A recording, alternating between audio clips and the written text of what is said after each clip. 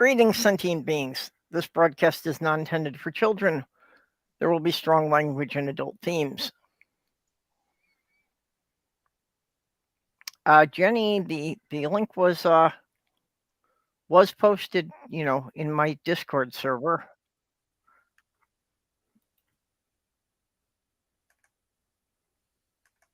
But hold on, I'll send you another one.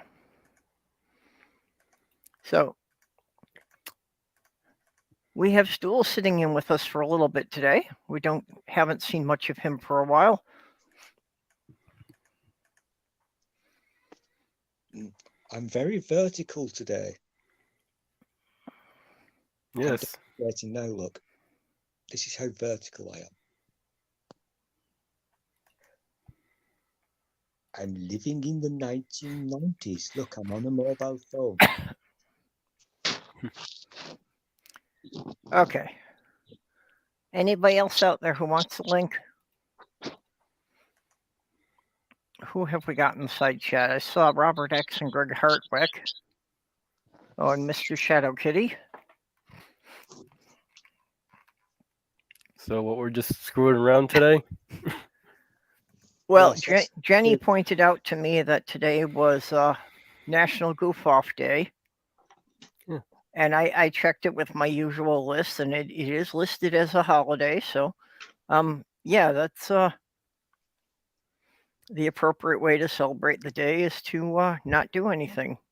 Mm-hmm. If you feel you've accomplished something today, you failed. Well, something to also look at is this is the release date of the Last Dragon, released in 1985.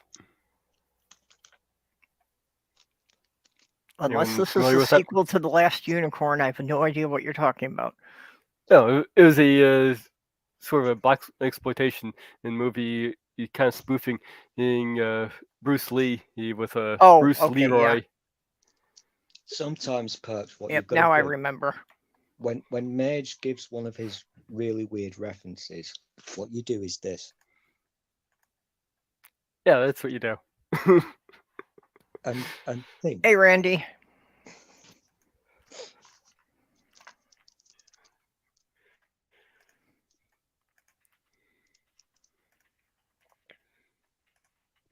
So I do like how Perps names her streams a certain day. I always thought that was very interesting. And also I get the thing, when I look at my YouTubes, she's always got them planned, so I can click notify. That's forward thinking and planning. I appreciate that. That helps me. Well, I try to get them up at least the night before. I used to get them up a couple of days ahead of time, but I've been falling off of that. Oh, laboratory humor. But I need a new name for today, and I'm speaking now from a UK perspective.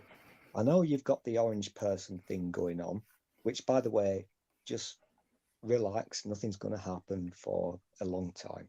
Don't get excited. I wish I could get excited about this, but it's not going to happen, don't worry. But over here in UK land, there's a big thing happening, and I'm not multitasking and ignoring when I do this because I'm checking out what's happening. It is riveting. What would be trying to gauge how fast your country is circling the drain? Yeah. What would be the best name for one of your streams, Perps? If, let's just imagine, if you will, that the wonderful happened today. Let's just imagine, let's pretend that the orange one, the orange motherfucker, and the Johnson both got fucking destroyed today forevermore. And we never heard a fucking word about them ever again for the rest of our lives. What day would you call today? There you go. I can't see side chat, so answers in side chat. Oh, Jenny's here to answer the question. If Jenny, please do not swear. We are polite people, and I'm British. I don't take orders from you. We've also been live less than 5 minutes, so the bots are still checking if they're going to demonetize me. Not that I have any illusions of my channel ever being monetized.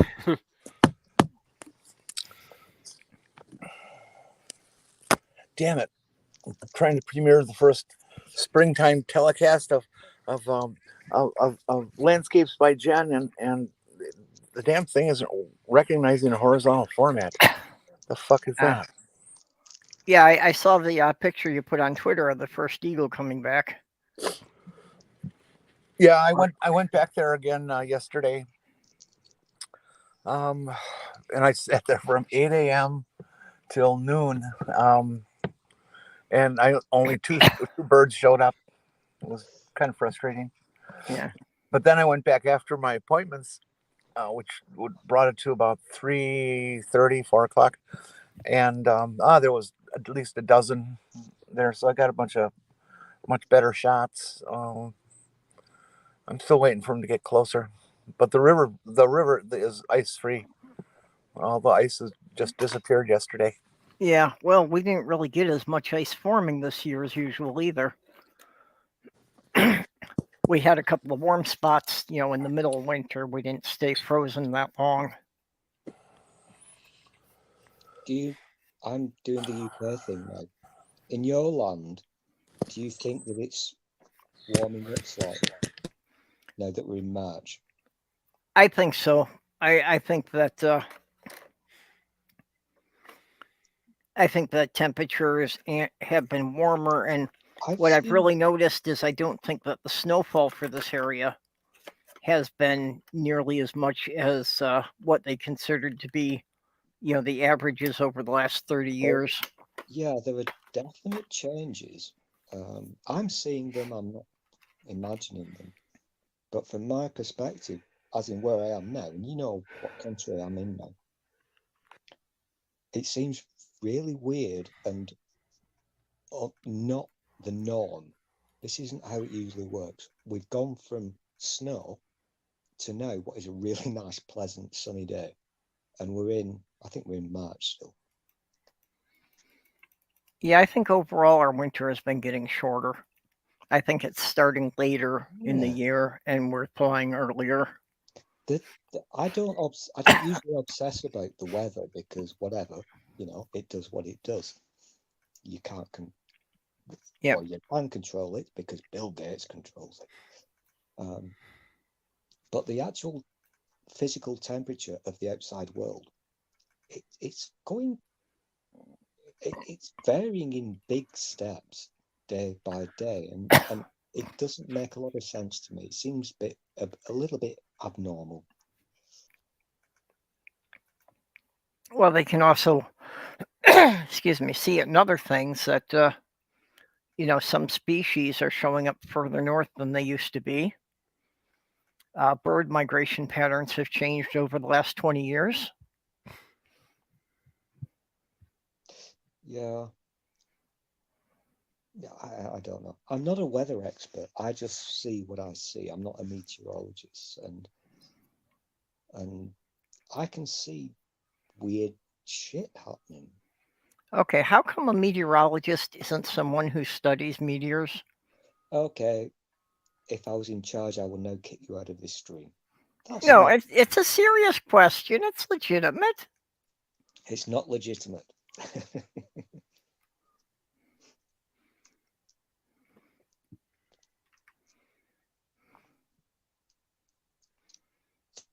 Sometimes the bad jokes are the best.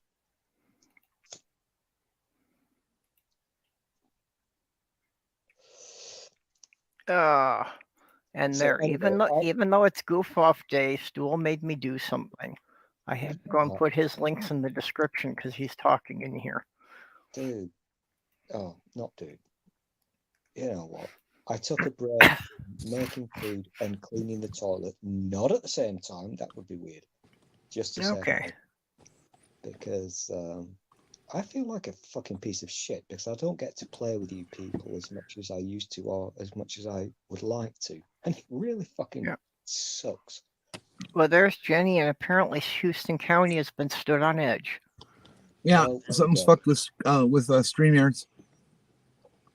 Your dogging cam is the wrong angle, Jenny. Because all the other stuff was working just fine in horizontal. And I go to StreamYards, and this is what it does. One of the beautiful things about Perp streams is like I get to see Jenny's dogging cam, and I love the scenery so much. I really do. She shows me so many nice bushes. Yeah, unfortunately, I can't help you with anything with the StreamYard on mobile. So if they've just changed something to the mobile app, I don't know anything about that. I know. I wasn't asking for help. I was just telling you what's going on.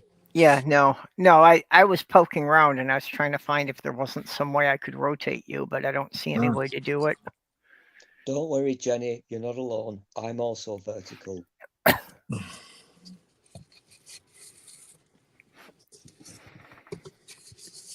I'm sorry, you're also what? Vertical. No, you look pretty horizontal to me. Oh, yeah, you are. Sure. Your frame edges are too dark they blend into the background. Yep. And you're going to have to speak up because you're very quiet and hard to hear. Well, these fuckers told me they could hear me, so blame them. I can hear you just fine. I hear you fine. You're a little quieter than Mage, but not a lot. Hang on, am I quieter than Mage?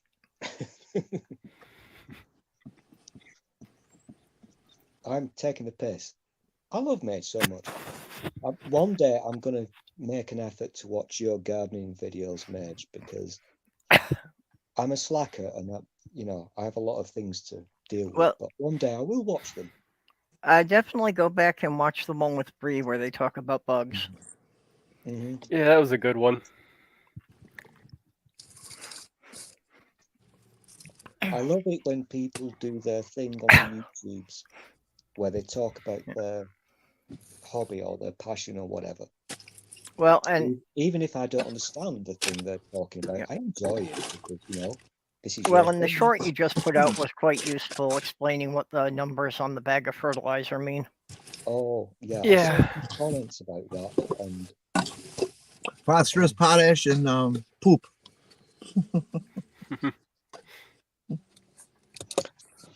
Okay, I'm going to do an experiment now. I've never done this before. Disclaimer, I'm on a mobile device, so I'm going to now go downstairs. I have to start doing some cooking, would you believe? Mm-hmm. So I'm going to take you fine people with me. Yep. Because I love you all. Well, just before the stream, I was starting to prep some stuff for doing cooking later. Oh, I prepped all my stuff hours ago, you lazy slacker. Yeah, I was cutting up the potatoes and onions to get ready to cook later on. Oh. We are kindred spirits, Burbs. I did my potatoes and vegetables about 2 hours ago. I now have to go and deal with my meat. Yep. Shut up, Jenny. Potatoes, onions, and beans. Yeah, we do like beans, but I have no beans, so that's a bad. I got a bag of Brussels sprouts I have to cook because I think I've left them in the fridge longer than I should have. Okay, well, you're blocked. Brussels sprouts, my ass. No, they're good, but the best way to do them is roasting them in the oven. Roasting what? Roasting Brussels sprouts in the oven. Oh, mm-hmm. But just put, like a couple of spoonfuls of oil in a bowl, and add some garlic and some onions, some good seasoning to it, and then just toss them in the seasoned oil, and then roast them in the oven for about 350 for about half an hour. You can fry them also. You can. Roasting them's just easier, especially if you're making a big batch. Oh, I thought you said that they were left over. No, I bought a bag of them, and I just haven't gotten around to cooking them. I put leftover Brussels sprouts and give them a quick fry. Yeah. Yeah, it's a good way to use the leftover. Yeah. I bought this kit for making Philly cheesesteak sandwiches. Came with enough to make 4 Philly cheesesteaks in the bag. It's pretty neat. It's about Sounds good. It's about $15 for the bag. Here's where it went. I've just never thought of needing a kit for filet cheesesteaks. Oh, it saved me having to hunt down all the ingredients for the cheese, the onions, the meat, the bread. I get the Oh. kits, especially if you're living alone. Yeah, it's all in one thing. I don't have to. It's frozen too, so I can keep it nice and. So, made a couple last night, and I'll maybe see if I can get a side so I can spread it out a little bit more. Might get it every so often. Dog. I'm thinking about getting a dog. I've been looking at some. Still changed himself into a dog? Mhm. Yeah, I would definitely have a dog if I had the space for him. I just, in a small apartment, it doesn't seem right. And well, also, if you can't just let him out in the yard, it means that you've got to go and walk him every day, regardless of the weather. Well, I don't have much space in the house, but I do have a yard, so that's not too much of a problem. I'm looking at maybe a small to medium-sized dog. Just to be clear, this is not my dog. I It's saw this absolutely adorable Pomeranian yesterday. It was just so cute. That's the other thing, is I have to go with medium-sized dogs. I don't want one that's so small I'm going to trip over it. This is what I was inquiring about. I don't know if he's still available though, because it's listed on the Pet Finder site, but when I go to the adoption webpage, he's not listed. So I don't know if he's still available. But I sent an inquiry about him. According to the page, it says that he has emotional issues. He was apparently thrown out of a moving car or window. God, how can people do that to animals? You know, I take dogs with a lot of issues, but something that's as described there, I would look for another animal. Emotional issues isn't a problem for me, but medical issues might be an issue since I'm on a fixed income. Yeah. The extra cost and medical bills, I might have to say no to something like that. But anything with an emotional issue, that's not a problem for me. Yeah, that's why I was thinking about looking for cats too. That I mean, I can take one with a handicap if he's got one eye or only got 3 legs. But if he needs some kind of specialized diet, I'm going to have trouble keeping up with that. Yeah, that's one thing I am thinking of. This one's a little bit closer to me and may still be available. He's a little pupper. Apparently goes by the name Gretel. Oh, he's cute. Well, today is also National Puppy Day and National Cuddle a Kitten Day. Yeah. Don't tell me what to do. Though I am kind of surprised at some of these adoption fees being between $200 to $500.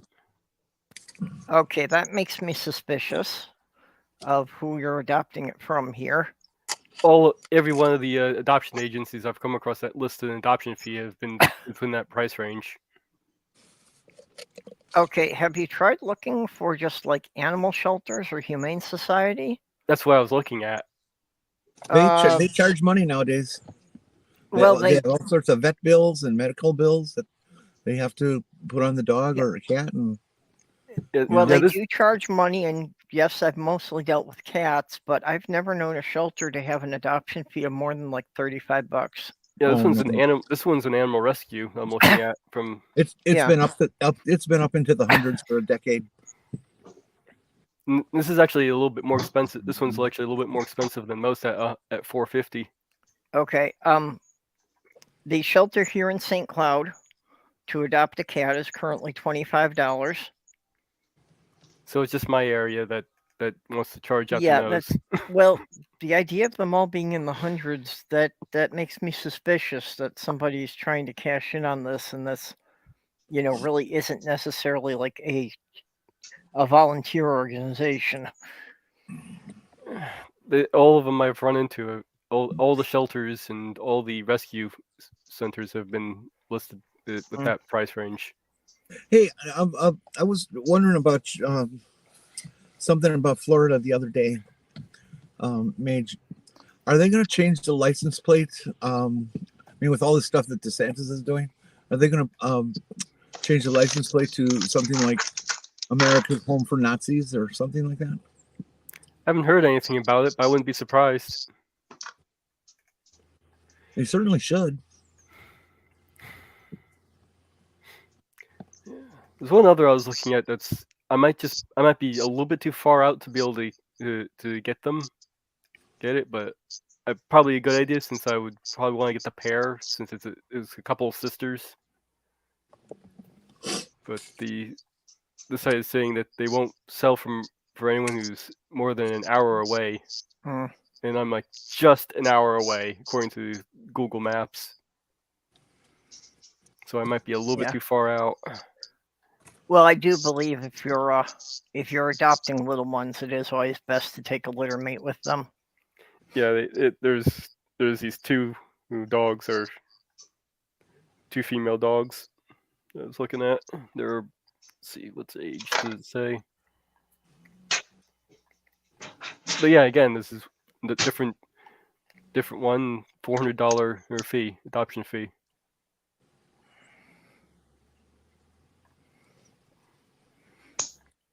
So if you get them, we're gonna tell people that you spent $400 on a couple of bitches. Actually, it'd probably be $800 if I was getting the pair, but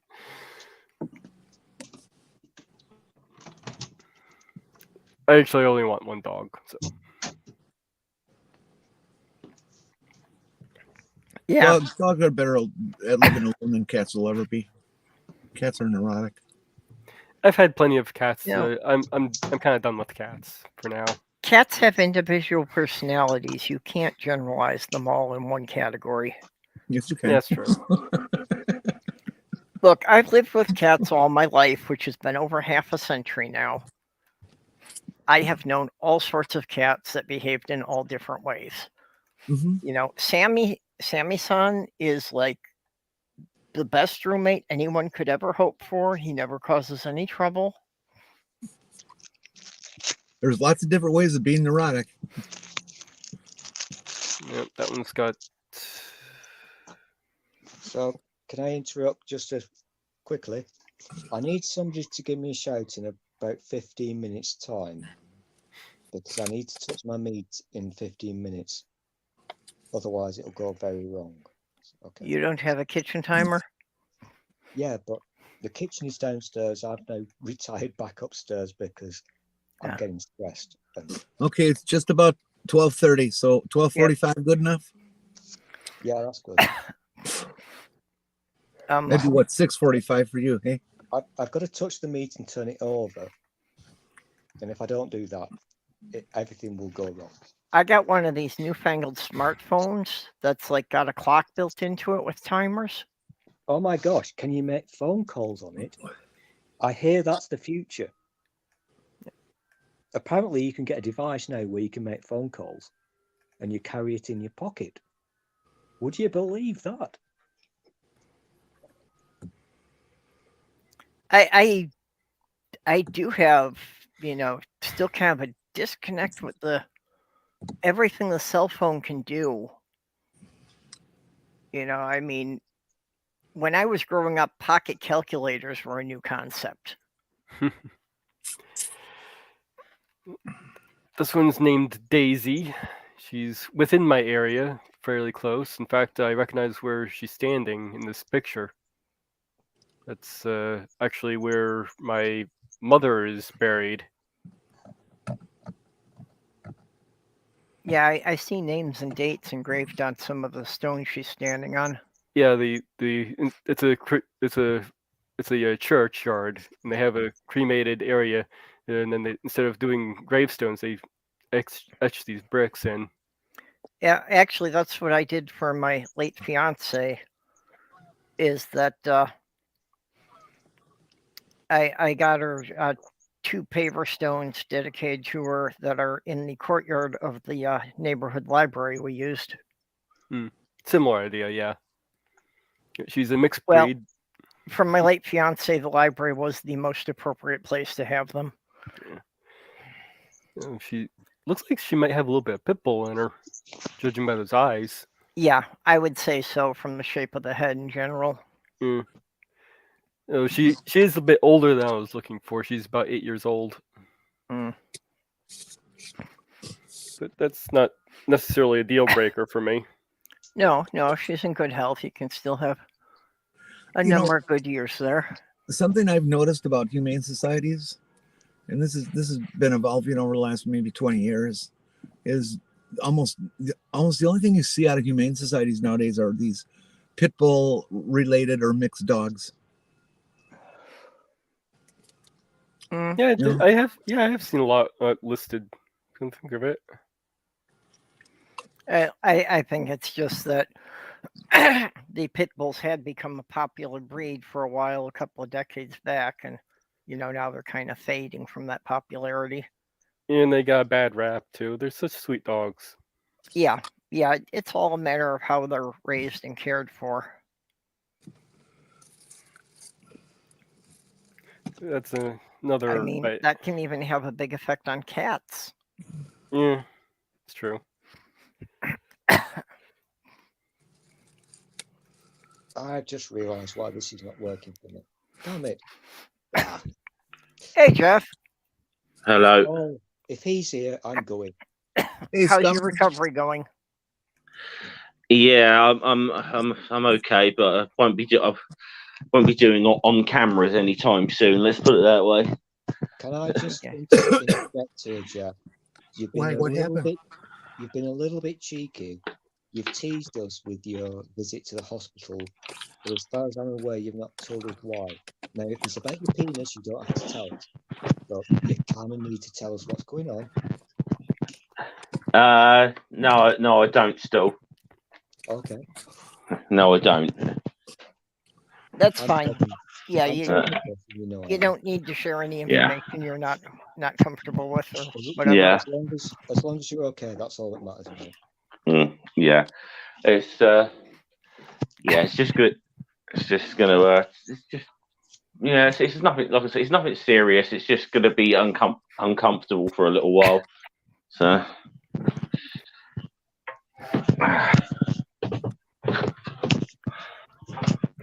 Now, here's the thing: if I wasn't busy multitasking, cooking Okay. fucking food, Yeah, Jeff, we're getting a lot of background noise from you. Hold on, I'll pause while I'm. I would probably interject here and annoy Jeff because I'm a nosy fucker. I'm not going to do it, obviously, but he is fucking annoying me now. Jeff, you're a cunt. I love you.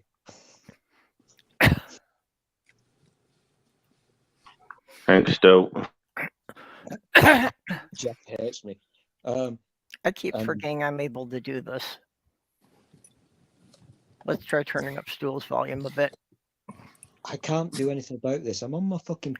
No, that's what I was saying. I keep forgetting from in StreamYards now. I can adjust people's volume individually. In my defense, I don't usually do this. Yeah, that I can turn yours up relative to everyone else. My fucking nerdiness is not coping at the moment because I'm on a mobile and I'm vertical and I hate that so much. I really do. I look like a poor person. Can't cope. Jeff, my Yo. friend, what do you reckon is going to be the outcome of today? I've not been listening to it, to be honest. But like I said, the guys. I doubt anything's going to happen to him. I agree with you. Yeah. Yeah, unfortunately, that's my general view that anyone who's managed to achieve any significant level will never suffer serious consequences from anything they do. I expect he's been gaslight part of the whole afternoon, I would imagine. I think there'll be a. What are you guys referring to? He'll get a slap on the wrist, but nothing of any, consequence. Oh, but Boris has had Boris Johnson's had to answer some questions this afternoon. So, yeah. I heard a news blurb about that he's got to talk to Parliament or something, and There's a Can I bunch of give people not context, very please? happy, and This isn't just answering questions. He's literally having to do, because we still unbelievably have some kind of law in this country. So he's having to sit for 4 hours to answer questions, and it's live on TV. So that gives me a little bit of hope that there is still a little bit of democracy left in this country. He can't get out of this. He's got to answer the questions. And as I was saying to Perps earlier, it is fascinating to watch. I made references to the thing about Nixon in the 70s, you know, all the people watching the TV and what have you. I think it's a big turning moment. But as Jeff I am correctly not a crook. points out, yeah, exactly. As Jeff correctly points out, what will be the outcome? And my guess, I don't wager because I have no money. My bet will be a little slap on the wrist and nothing will change. That's my fucking take on this. But it is fascinating watching him, because when you watch a pathological liar live on your screen, lying his ass off, it's fascinating. It really is. I heard that while they're talking about this, whatever the fuck's going on, they made the comment that Boris said something yesterday like, I misled everybody, but I wasn't lying. Well, what do you mean by that? That's exactly what lying is, you idiot. Yeah. So, I didn't know. I didn't realise I was misleading people. Yeah, bollocks. Yeah, you like how they always try to redefine what it means to lie. It's the most. This is how fucked up the UK is now. He's literally saying, "I'm a moron." So you're not alone. It's the most surreal shit that you could ever imagine. I don't know. I always go back to that scene from the Transformers movie where Megatron comes back as Galvatron and grabs Starscream by the throat and says, "You're either a traitor or you're stupid." And Starscream screaming, "I'm stupid! I'm stupid!" Yeah. Did you? I mean, you might have listened to this. Did you see that? What's I think she's editor of some like Tory paper on the phone to Sangeeta Maesca on LBC the other day. Yeah. Yeah, I saw the clip of that. Sangeeta was struggling to keep a straight face because she was calling for all the Tories on this privileges committee to like resign from the committee, saying it's all I mean, look, I'm going to say to the Americans in the room, this is going to sound so similar to what the stuff going on with Trump at the moment, but you know, it's like they're just trying to build it out. It's all set up. So she's trying to get all the Tories on this committee to resign, and it's like I tweeted. I'm glad you picked up on this, Jeff, because I tweeted earlier. I forget how long ago it was. Today's been a long day, but I said, or I asked, how many minutes will it be until Johnson uses the word witch hunt? Yeah. Because these fuckers are copying the Republicans in America. Oh, yeah. And they are people in the net groups in Canada are, and all over. I mean, I've been telling people for the last 5 years that this is an international organizational effort to turn the world fascist. Okay, and it started in America. It got spread to UK. It got spread to Germany. It's got spread to France, and all those locations you can go and you can hear the conservative Nazi-leaning politicians saying the exact same things in the exact same sentences. Yeah. Well, we've even got. Well, I don't know if it's actually necessarily a fair comparison, but it's not far off. But we've got our own sort of light version of Marjorie Taylor Greene in this country. It's a woman called Nadine Dorries. You should see some of her. You should just read some of her tweets about this. It's I mean, I mean, this is a woman who's a member of. I mean, I mean, if you ever, I used to at least at one point in time. Okay, even if I didn't like a lot of the Tories, I kind of at least thought. It's going to take about, I don't know, about another 20 minutes or something. Great.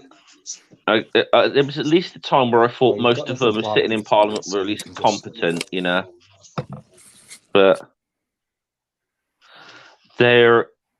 some of them, it's just like you just not realise they do not have any level of competence to be doing sat where they are doing the job they're doing. And Nadine Dorries is an absolute prime example of that.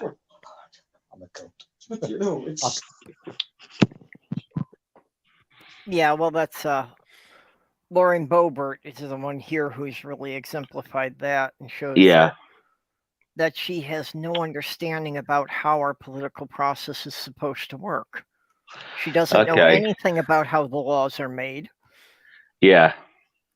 Marjorie Taylor Greene also comes to mind. Yeah, well, I did sort of. I mean, I don't think Nadine Dorries is as bad as Boebert or Green, but she is kind of like the closest thing we've got to either those two. But I mean, the classic one with Dorries, and I know Stool, I'm sure will weigh in on this in a moment. But when a few years ago, when Theresa May tried to get a Brexit deal after the referendum. Nadine Dorries, who, by the way, campaigned for Brexit, got really annoyed about this deal, saying we under this deal we won't be allowed to have any European MPs anymore. And I'm like, what the fuck do you think you were campaigning for in the fucking first place? Were you campaigning to leave the European Union? Now you're upset because we won't be allowed any seats in the European Parliament, which is the whole fucking point of being in the European Union in the first place. Well, it's what the Brexit was about all along, is that they thought they could still continue to control Europe without Europe having any influence over them. Yeah. It's, you know, it'd be like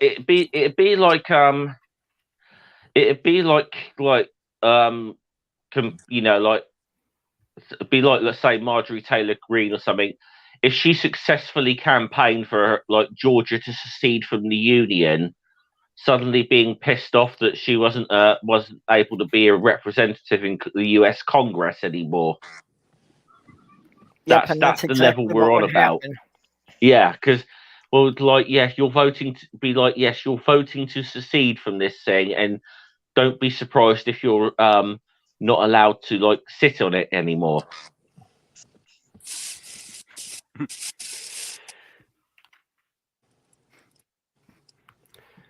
In America, they'd probably just give them a pay raise. Yeah. But yes, I haven't been listening in or watching this hearing of Boris Johnson, because I think I'd just go mad swearing and get myself worked up, you know. So, but given his track record, he'll manage to successfully gaslight the blooming country again. So.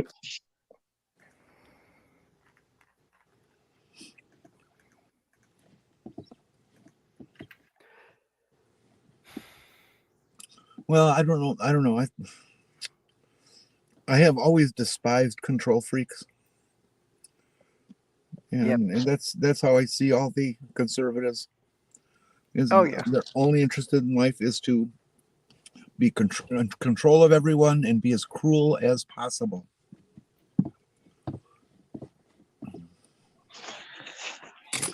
Yeah. Well, cruelty is just the tool they use for the control.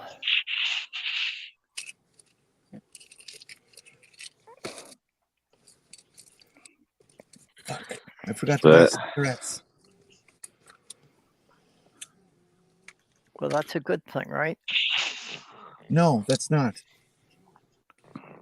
I know. But I've it's never smoked myself, but I've been with people trying to quit, including my late fiance. So I understand, how difficult it is to get away from those things once you've started. Yeah, I just as soon die, so I don't really care if I smoke or not.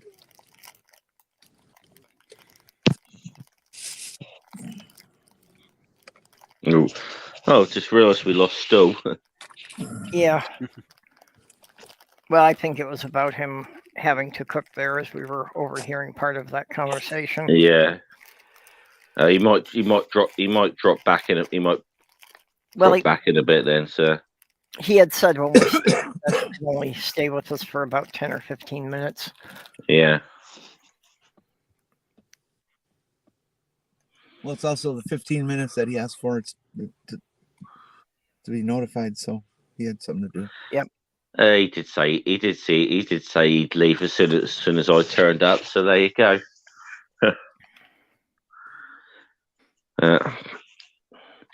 Yeah, it's been, but as I said, it has been disappointing. As I think the last 2 years since certainly since like the rise of Johnson into, look, like I said, there were, I don't particularly like conservative politicians, but there was a feeling that there were at least some of them who were at least competent enough to be sat where they were sat, and there's a lot of them now. It's just those ones who at least were somewhat halfway sensible have been sidelines or Well, it's been said by many people around here that the Republicans only know how to win elections. They don't know how to govern. And you can see how true that is, that once they're in office, they have no clue what they're supposed to do. They haven't passed a single stitch of legislation since they took over in January that had anything to do with helping anybody or improving any of the world situations that we're involved in right now. Absolutely nothing. They've been asking a lot about that laptop. They've been criticizing all this COVID stuff, but they haven't done a fucking thing. Well, even while Trump was in office, the only things they managed to do were to repeal regulations that were keeping big businesses in check. Mostly things that were safety regulations that the corporations didn't want to do because it was costing them money. Well, plus Norfolk Southern hadn't had a real glorious train crash lately, so they had them change all those laws too. So they could. It was. I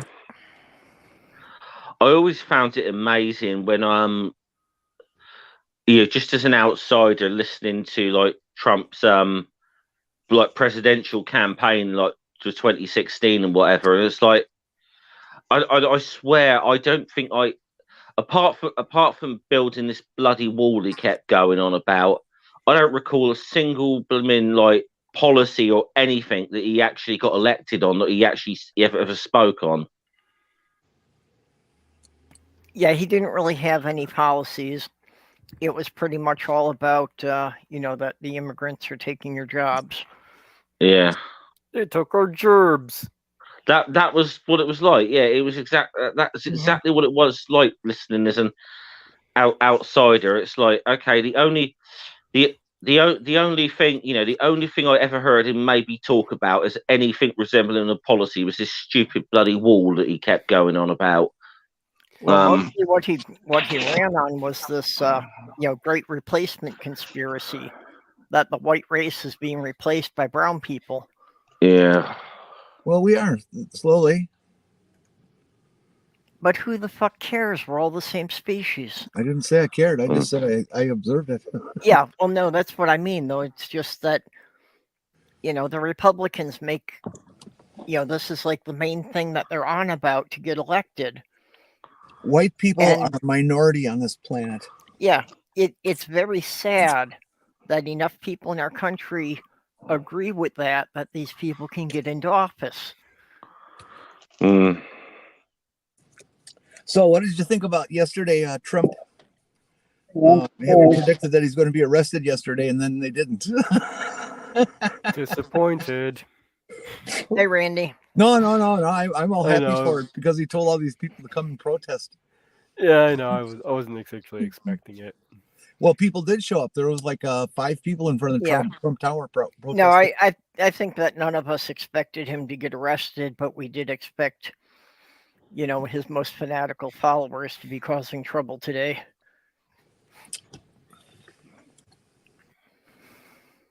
Well, there is that chance that they will use his arrest as their trigger, as their crystal knock. Well, of course, they're going to use it to, say about how he's persecuted and, how everything the Democrats do is strictly political. That's not what I mean. I mean that they will use it as their trigger to become violent and start a civil war. Yeah, that's what I mean. They'll use that for their rationalization for why they need to take up arms against the government. Yeah. This one's only got an $85 adoption fee. Well, that's much more reasonable. They only spayed it halfway. They only took one ball off. Actually, I think this is a female I'm looking at.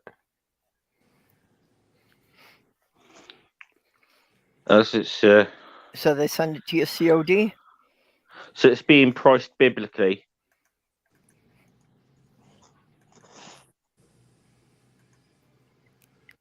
I thought female was when the post office brought you something COD. I don't get that. This one's Male that comes with a fee. her name's Cookie. There isn't much information other than vaccine status, the medical status. Don't see anything on the personality or anything here. Spayed, neutered, prior to becoming available. Well, that's why that one's so much cheaper. It doesn't come with a personality. You've got to buy that on the side. Yeah, okay, that explains it.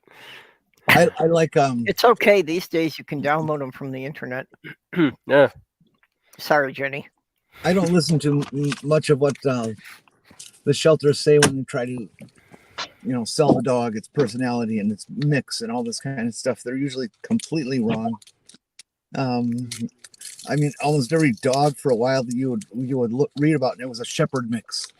It's a shepherd mix. No, it's not. The fucking poodle, can't you tell? Yeah. Mixed breed, 42 pounds. It's a little bit bigger than I was looking for. A 1-year-old.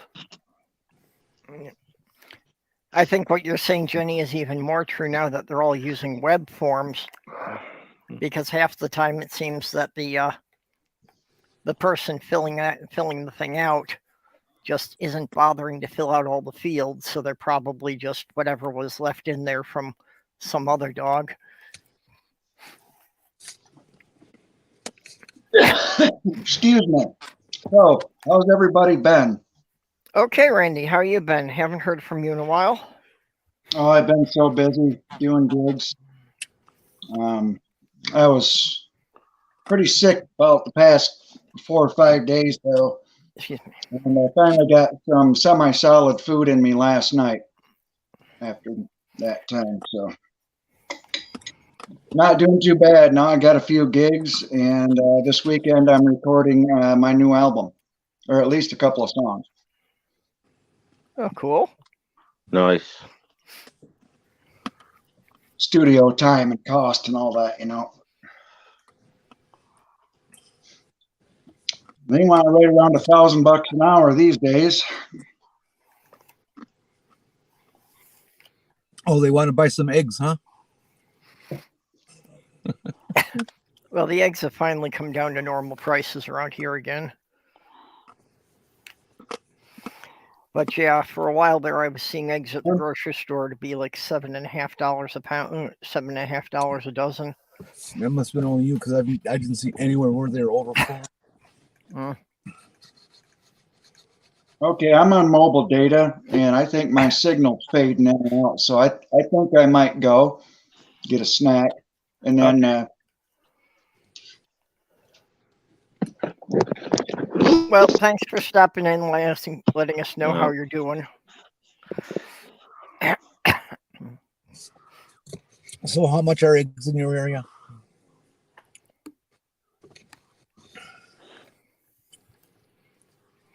Oh, now they're down to around $2 a dozen again. That's not too bad. I got them 2 for $5 last week. One of the stores had them with a coupon for 2 for $3 this week.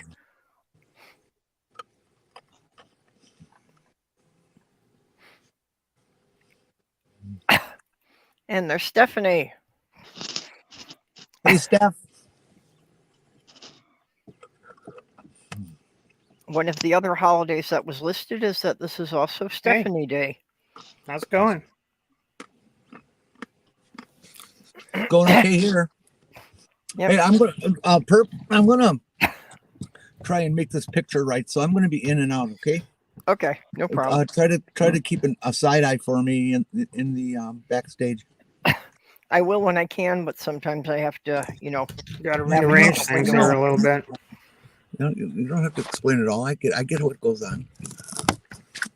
Well, sometimes it seems like you're yelling at me in the private chat because I didn't see it right away. Oh, yeah. Looks nice now. Oh, gosh. How is everyone? Yeah, doing okay here. Yeah, but yeah, as well as can be expected, I suppose. Uh, Well, I resuscitated my ancient laptop and figured out how to use it to stream and whatnot. oh, got something that might help you. What's that? Well, I heard about this programs called Tiny 10 and Tiny 11, and basically they're stripped down versions of Windows.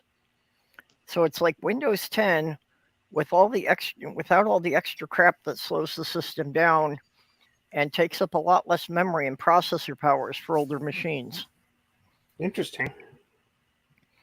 Yeah, and I asked Dick Dawson about them, and he said they're legit. He said they work well.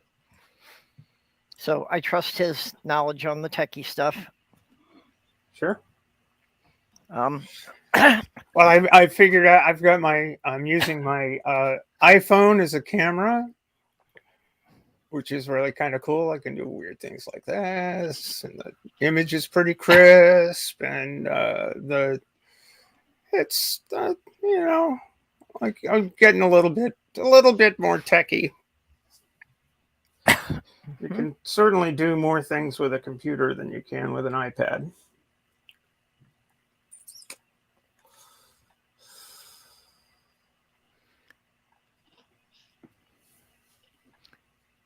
Well, it is amazing how much you can get done with just a phone and websites these days, too. Truth. Jen with one N, if you've ever looked at her YouTube channel, particularly she's known for doing her series of going through the alphabet. Mm-hmm. But all of that stuff, she did all of that with just a cell phone. All my stuff has been done on cell phone. Yeah, but she didn't have a computer to render or edit or anything. All that stuff was just done with the cell phone and websites. So pretty impressive how much you can do.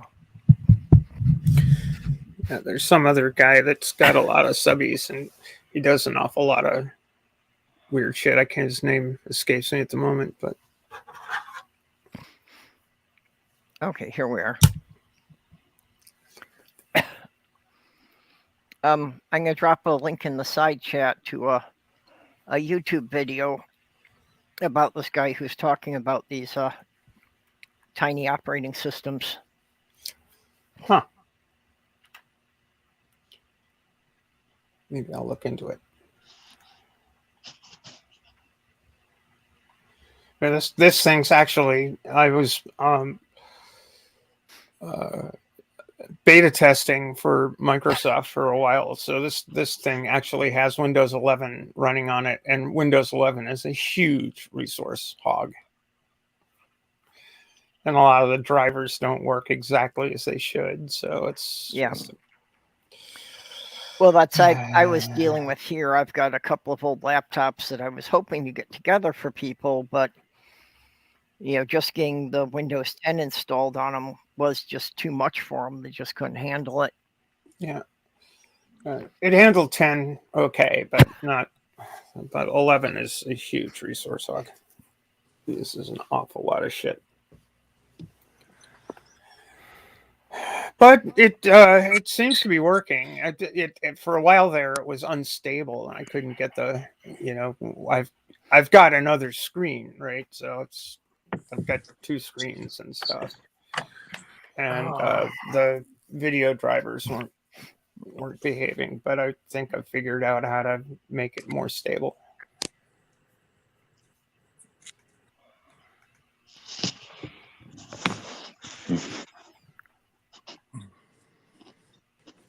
It is Also, I've somewhat been trying to get surprising more Windows is as stable as it is for the way it's evolved over the decades. Yeah, that's true. I like when they did the rewrite for 10. How they all talked about, we're gonna start from the ground up. We're not gonna use a single bit of that old code, and it's still just as bad as it always was. Yeah, Windows is not the greatest operating system. Okay, people curse at Windows 10. Windows 8 was universally hated. Windows 8 was the worst of all of the iterations. How bad did Windows 9 have to be that they never even let the general public see it? Really? Well, remember Windows CE? Yep. No, I don't know what CE was. I vaguely remember hearing that. And then wasn't there Windows MM or? Yeah, Windows M was the Millennium Edition that came out in 2000. Yeah. Oh, yeah. And then there was an N version too. Well, there was Windows NT, which was NT, actually yes, a good. That's it. And what NT was that? was actually a good one. And what does that spell? It was NT was for new technology, was what it was supposedly for. What does that spell? NT. Wint. CE MNT. Oh. Okay. Yeah, I was actually pissed when I had been using NT and they were trying to force Vista on us. I'm sorry I missed Stool. I mean, when I tuned in, I got a phone call immediately as soon as I tuned into your stream. And so.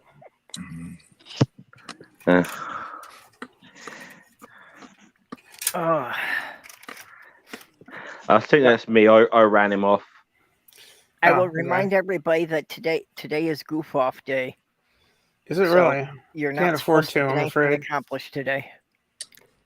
Well, you might be excused because it's also Stephanie Day. How is it Stephanie Day? What's that all about? It's just a day dedicated to people named Stephanie. There are all sorts of these throughout the year of days dedicated to a specific Who name. knew? Yep, today happens to be Stephanie Day, so I was hoping you'd show up for that. Is there a Purple Rhymes with Orange Day? Not yet, but if you want to start sending the description into the sites, we can get one going. There is a musical. Every day is Purple Rhymes with Orange Day. There is a musical. I think we should have a Purple Day. There's a musical? Yeah. I did not know about that. It's a musical called Purple Rhymes with Orange. Yeah. I wonder if I can sue him for a trademark infringement. I don't know. I was just gutted about the stream I couldn't make about the stream I couldn't make was it was actually marking something I knew something a little bit about, which was that U.S. Civil War book thing, the Battle of the Ironclads a few weeks ago. So. Oh yeah. Last week we had the anniversary of the battle at Hampton Road. Mm. The historic. Yeah, battle that was one of between your the- late streams. So well, late for me because I can't. I just can't make them. Yeah. So. Well, I have It's been a bit thinking like- about changing the time for one of the streams, and one of the things Yeah. is I've been trying to find out from you UK people what would be a more convenient time for you. Yeah. You don't have to. I don't have to on our account, believe me. No, but I'd like you. Yeah. I'd like more you people to be able to participate now and then. Yeah. So I mean, is there a particular day and time that's better that you feel you could make it more often? I mean, like, yeah. I mean, the thing with me is like your midnight streams are like that's usually about the time I'm getting up and going to work. So Right. you know that's the reason I don't often make. I mean, if I'm off work or something, yeah, sometimes I'll make. I mean, I made a few of them during lockdowns and stuff. So,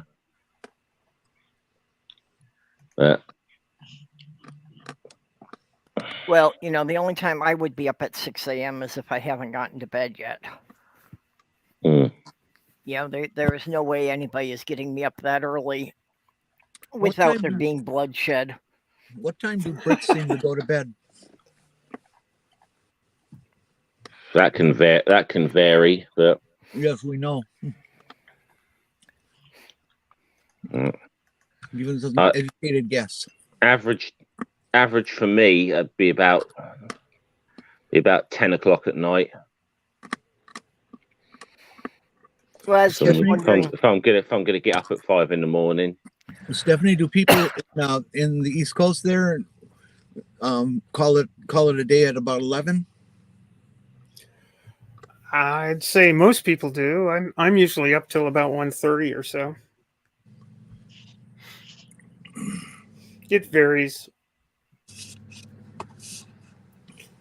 I found my entire sleep regime got totally screwed after it came down with COVID. Well, yeah, of course. When you're fighting off a serious disease, you can't be worried about that. It'll take a long time to reset.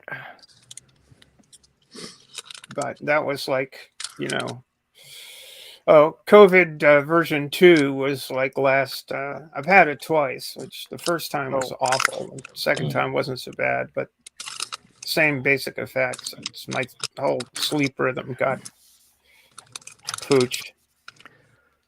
Yeah, I had it once. That's quite enough. I don't need it again. Yeah, I don't get it again. A friend of mine just got it again, and the second time was worse for her. He was just on the phone with her. It's an awful. Yep. Awful Well, hello shit. to Granny and Tina. Yeah, Granny, the dog pictures were because Mage is thinking of adopting a dog, so he was showing the pictures of some of them that are available around him. Yeah, this one's named Cinder, short for Cinderella. There isn't Nice. much information other than being energetic. Doesn't really give me much on the vaccine status. So it says that adoption fee is $0 for this one. Mm. So I'm Well, that's kind of wondering certainly if affordable. I'm kind of wondering if maybe it's not spayed, neutered. Needs to do all the vaccine and stuff. Probably is my guess. Yeah. But you're right. They all look like they've got a bit of pit bull in them. This one looks like might be a bit of Labrador. Yeah, it's not really pit bull looking. Yeah, not this one Schnoz. as much as the others, but Pit bulls are actually nice dogs. They're very nice. Oh dogs. yes, they are. yeah. They get a bad rap. It's not the dog, it's the owner. Yep. I found that in my experience that it's some of the owners that need putting to sleep, not the dogs. Yeah. Yeah, that's I can't support any of the breed-specific legislation they try to push because it's like, any dog breed, any dog can come out to be very sweet or have a very Yeah. nasty temper. Well, people resisted the pit bull hate movement so much that they decided they'd hate gays and trans people instead. Is that what that explains it? I see. Yeah, we're second place to I misplaced my dog tags. Well, it was definitely hated. I'm pretty sure. I don't know if they were. I'm pretty sure they actually banned pit bull terriers here at one time. I mean, well, in the U.S., certain cities Rottweilers had... is another dog that gets a bad rep, and they're not so bad. Well, the pit bull was bred in UK. This one's the only problem with pit bulls is that they're terriers, and terriers are such sketchy dogs. Sometimes they can be anyway. Yeah. Well, several cities in the U.S. had actually passed laws banning having pit bulls or Rottweilers in the city limits, which is garbage. Just garbage. Well, this one's named Camo. It's a Catahoula leopard dog. I'm not familiar with that breed. It's 42 pounds, 5 years old. Extremely gentle, gets along well with other dogs, very well mannered. Recently lost owner in sad. Oh, so that's definitely in the running. That kind of background. So I can definitely empathize with that pupper. Aw, poor pup. I think there's some interesting facets for that name. I not remembering it. I remember hearing somebody talking about it on TV. I didn't catch the name. Catahoula leopard dog. Yeah. I'm not sure if I'm pronouncing that right, but it's pronounced Doug. Sorry. Doggo. I don't know. Soft Girl knows a lot more about the dog breeds than I do. I can only identify a few basic families of them. I've always been partial to the sled dog varieties myself. I like Malamutes and Huskies. And we had a Chow Chow, and she was great. Let's see, looking on Wiki, deafness is one of the major genetic faults common in the species.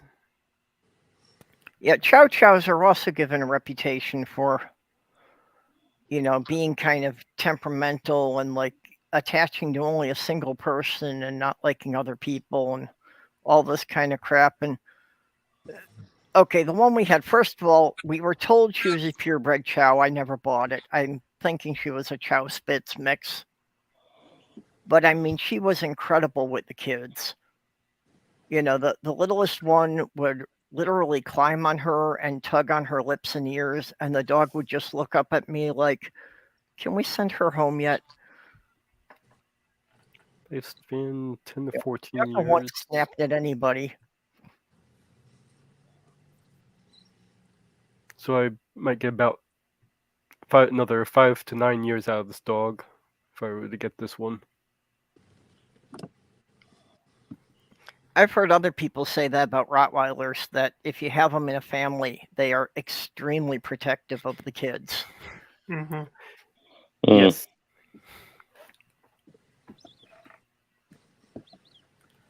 Great Danes can be pretty aggressive too. Huh? That was like the old joke. It was an old joke we sort of had in Britain at one time when there was sort of a couple of stories about Rottweilers and that. But like what's the best way to bring up a child? Stick 2 fingers down a Rottweiler's throat.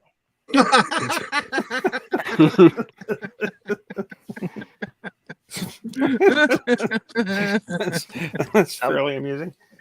Oh boy. I forget who it was now, but it's somebody in the atheist YouTube community was saying that their uncle or grandfather had a Mastiff.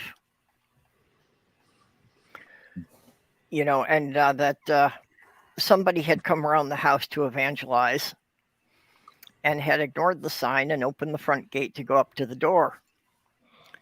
Well, nobody was home, but the dog was in the yard. and he came home, and the dog was sitting on the guy. And from what the guy had told him, he had been there for like 3 to 4 hours.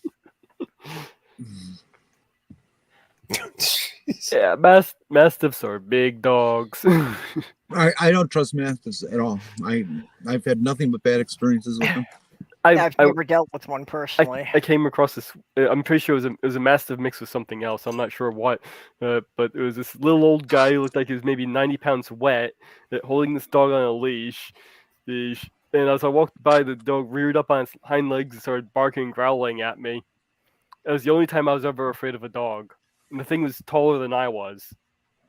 I used to do a lot of work for this woman who raised Irish wolfhounds, and 3 of her 5 dogs outweighed me. If I was going to get a big dog again, and I'm not because I can't handle them, I would get a Newfoundland. I think they are just the coolest, most kind and gentle big dogs I've ever met. They're just totally sweethearts. I always loved huskies, but unfortunately, the climate here is just not suited for husky, or I don't have the room for it either. Yeah, it's they're not a good dog for warm weather. They deal better with the cold. Yeah. The chow chow we had she was definitely a cold weather dog. She loved laying outside, and like she'd lay out on the deck in the winter, and it would snow, and she would lay there perfectly still while several inches of snow came down, so we were left with nothing but a little snowdrift with a black nose. Just make their doghouse out of an old used refrigerator. There you go. Keep them in cold storage, huh?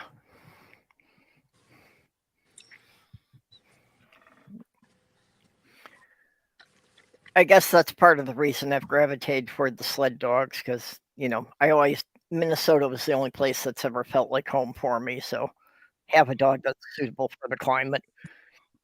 There are mushers in Wisconsin and Minnesota that have developed it into a tourism kind of thing where people come and get rides, a few miles in a dog sled, and they use all kinds of different dogs, breed wise. Well, my sister used to raise Alaskan Malamutes, and between her and a friend of theirs, yeah, they had them trained to be a 8-dog sled team. What's this? Name your price adoption. All adult pets are named your price adoption through March 25th. Oh, yeah, that's another nice thing for me when I was looking into adopting a cat here. Was that the normal fee for it's like $25, but they also have a discount for people who are retired or disabled. That's only $5. This is a humane society I've been looking at, so it's like 3 dogs from this one humane society. Maybe I should go up and take a look at this. Go visit the place. Yeah, that's the thing here too. It's the local humane society, and they always have animals there that aren't being advertised. Yep. The ones that usually are advertised are the ones that are been hard to get rid of. Well, that's probably be one of the ones I'd want to go with. The ones that really need. Actually, I've usually found the ones that get on the website are the new arrivals, and the ones that have been there too long may not be listed. Actually, when I adopted Sammy's son, I went into the shelter and I specifically asked him which one's been here the longest. So he had been sitting there alone for 6 months, so that's why I took him. I'll never forget the day I picked my Mulder. I don't talk about her much. She was this Shetland sheepdog mixed with a golden retriever. The features of each dog were clearly in this thing. There was no denying what it was. Imagine a golden retriever by color and bulkiness, but with legs as short as a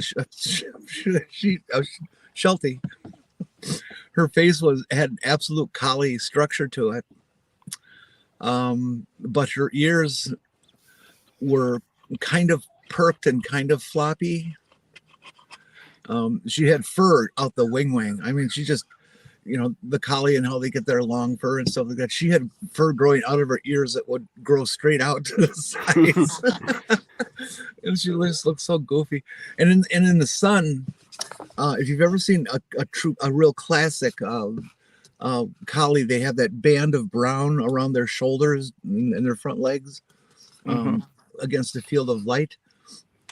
Well, Mulder had that, but you could only see it in the sun. And it was just a few shades later, a lot later of a regular brown. It was really kind of neat. I didn't notice it for months until we had her on the right lighting conditions. And that dog was with me for better than 12 years. No, almost 13. I think I got a picture here that you had sent me of her. She never, ever, ever barked. So she's the black one with the white chest? No, that's Cubby. Oh. All my pictures of Mulder are jammed up in a computer with a dead motherboard. Okay, yeah, because you Anyways, sent me pictures of two of them, the black and white one and the one that's all white. And then Mulder had these just beautiful feathers on her legs and her tail and everything. And when I took her to a dog park when I first got her, some of the regulars there that I knew said, geez, her coloring and markings are so much like a fox. Her size wasn't, but the coloring was. And so that's why I named her Mulder, Fox Mulder. Because that was a popular show at that time. And so she grew up with the name Mulder, and every time she heard it on the TV, she'd look. Yeah. My late fiance had named one of her cats Sophia. So whenever we were watching Golden Girls, she'd get confused every time the TV said her name. The one thing that was most interesting about Mulder is, like I said, she didn't bark for her entire life. Well, she didn't really have to, as it turns out, because I had Bosch at the same time, my gigantic, overgrown German Shepherd that scared the hell out of everybody. And somebody'd walk past in the alley or something like that. Bosch would charge the fence line, and people would scatter. Nobody rang the doorbell more than once. With Bosch around, she was just a very protective German Shepherd. And when she passed,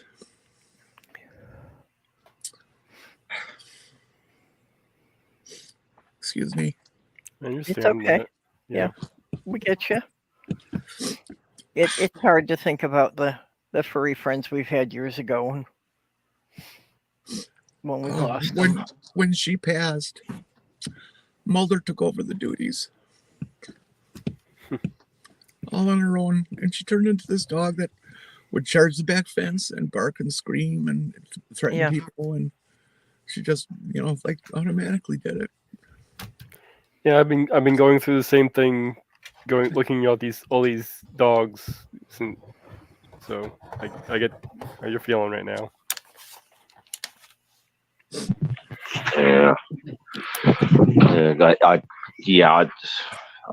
I've never wanted to get another one after I lost my last one. To be honest,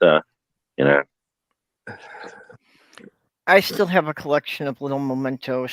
I have something from almost everyone that I've had over the years. A favorite toy or the tags or something. Yeah. In fact, if you've seen the little that big treat bowl I use for the chickens. Yeah. That was actually my first dog's water bowl.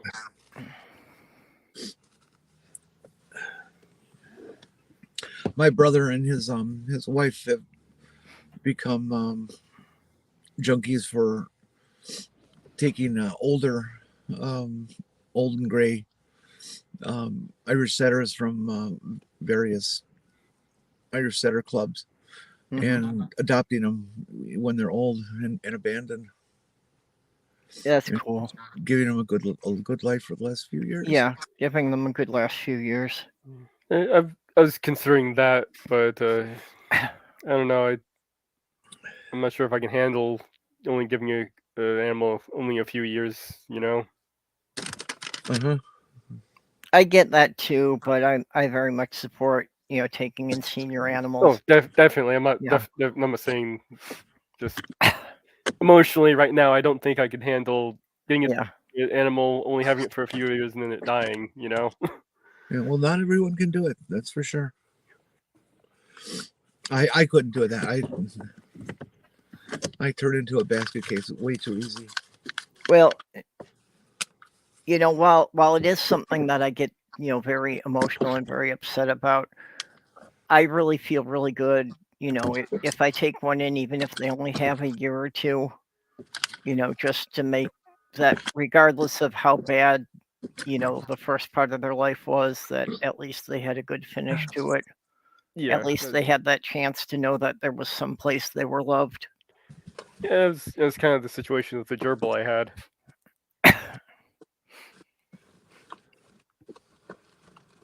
Well, that's why I was taking in cats from the feral colony in New York, because they got a really nasty start out in life, so I was trying to make sure that they got a good finish.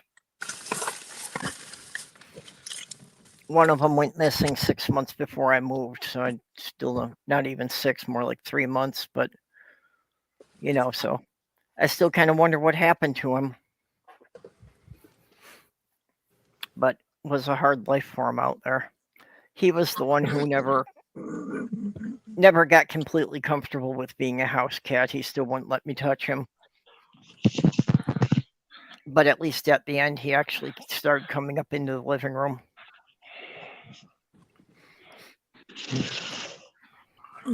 Ooh. You okay, Jenny? Yeah. Why don't you mute me? Okay.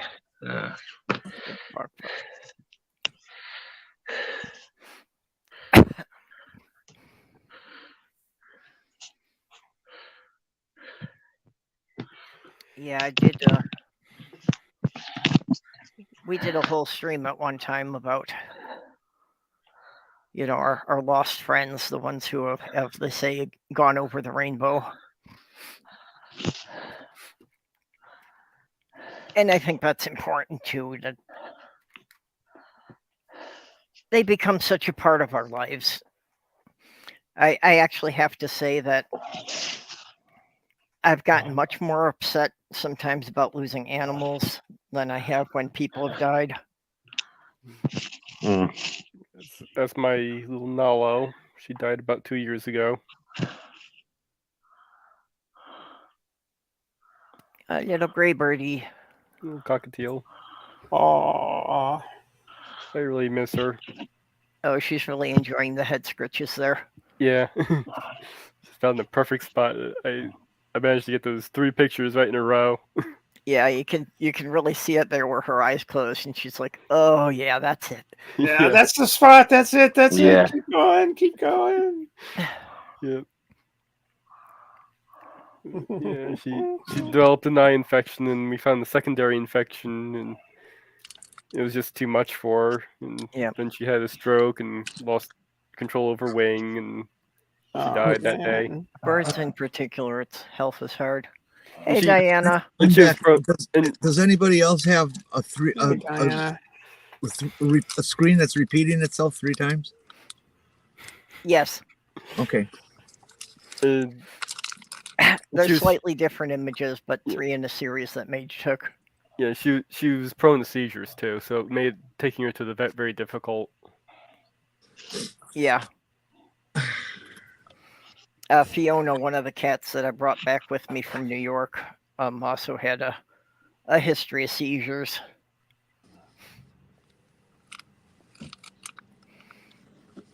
That was horrible to watch when it was happening, but there wasn't really anything I could do except make sure she didn't bash her head on anything.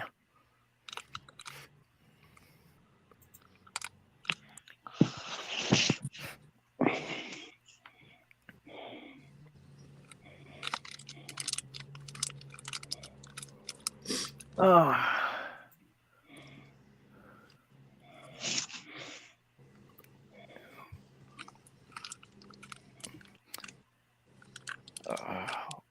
One that I particularly missed was my cat Tasha, just because I had to leave her with my ex when I moved out.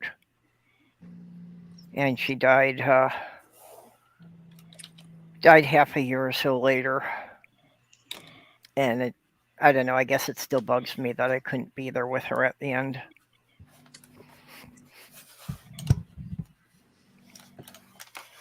And we knew it was coming because, she was having kidney failure, and we had to be giving her saline injections every other day. The hardest dog separation I've ever had was not when any of them died. Never mind, I can't talk. That's when I first got her. That's my friend in the background there. She had to stay with my friend for a year before I could bring her home because my house was being renovated after a mold problem and getting hit by 3 hurricanes in a row. Oh yeah, and birds are particularly sensitive to that kind of stuff in the air. And the whole place had to be gutted, and it was a big, huge mess. But that's what she looked like I've when I been first aware got of her. that, just with doing all the remodeling work, that birds can be very sensitive just to the construction dust.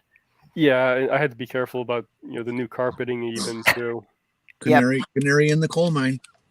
Yeah. So, well, and the new carpets and that, so much of that stuff is made with various petroleum-based things that will gas out even for several years after they're installed. I hate new carpeting. That smell is just awful. So I had to. So I went.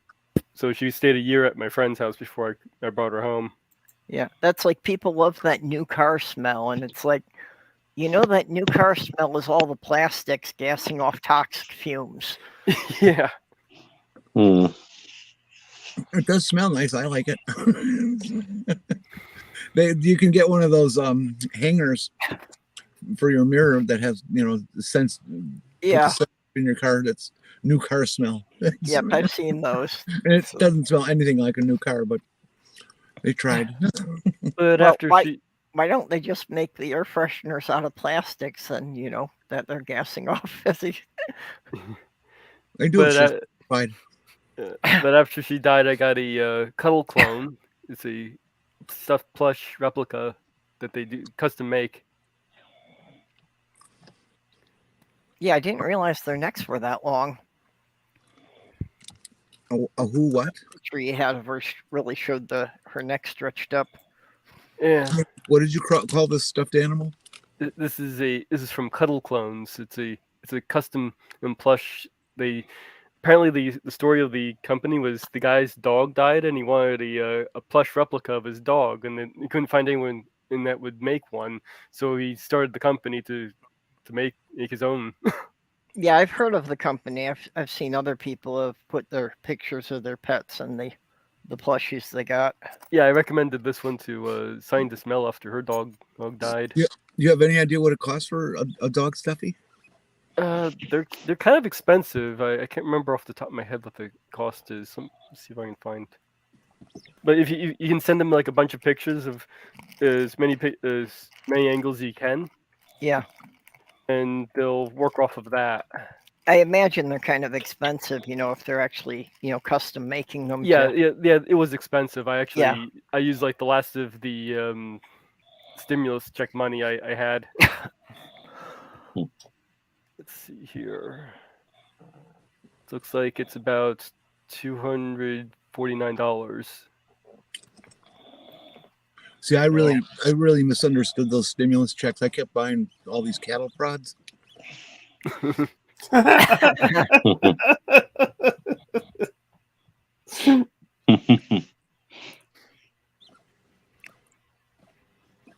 So yeah, it looks like it was a little bit more expensive for me since it wasn't a cat or a dog, but. Mm-hmm. And they tend to do a little bit better job with cats and dogs than they do with exotic animals like birds. Well, yeah, I'm sure it's more of what they have more experience working with. Yeah, you can get different poses and stuff. It's still a little bit hit or miss, but if they don't quite get it right, you can send it back for a one-time remodeling, which I had to do with this one. Mm-hmm. But it's nice to have something that kind of looks like her sitting around, Yep. It's one thing I regret that I haven't been in the habit of taking pictures, that I don't have pictures of many of the cats that I've had over the years. Yeah, most of the pictures I actually sent in were cropped from videos I took. And just to clarify, I've only had so many because like I say, I've been living with them for well over 50 years. Almost all of my cats have made it, into the later teenage years.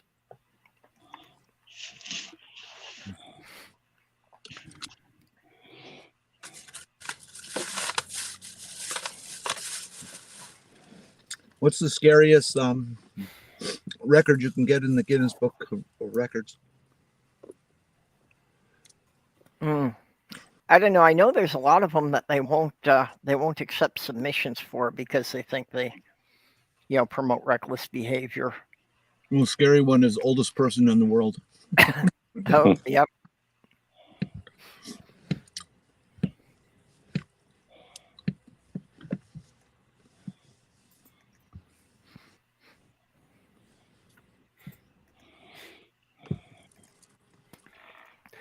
Yeah, there's a good close up of her head. I don't know. I expect I'll get that at some point. Hey, I took a quiz on BuzzFeed one time that said I'll be the last man on Earth. So She liked the nest in my hand. Yep. In fact, that's how I met her. She was in this little bin with all these other baby cockatiels, and I put my hand down, and she climbed up into my hand and just kind of settled down. Mm-hmm. I choose you. Yeah, effectively. And my friend's like, "Okay, you have to take that bird." Yep. That's the reason why I ended up staying at my friend's place for a year.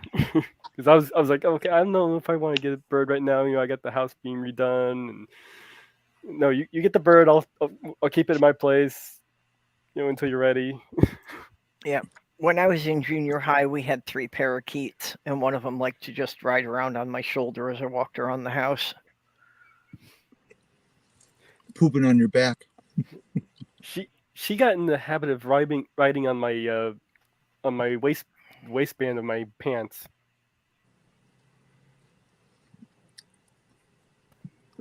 Wait, what? The waistband of my jeans, and she just kind of hang on to the side like a little clip on the side of my pants. Just So walk you around. kept the bird in your pants, huh? No, on the side of the pants. That's how I said, inside the pants.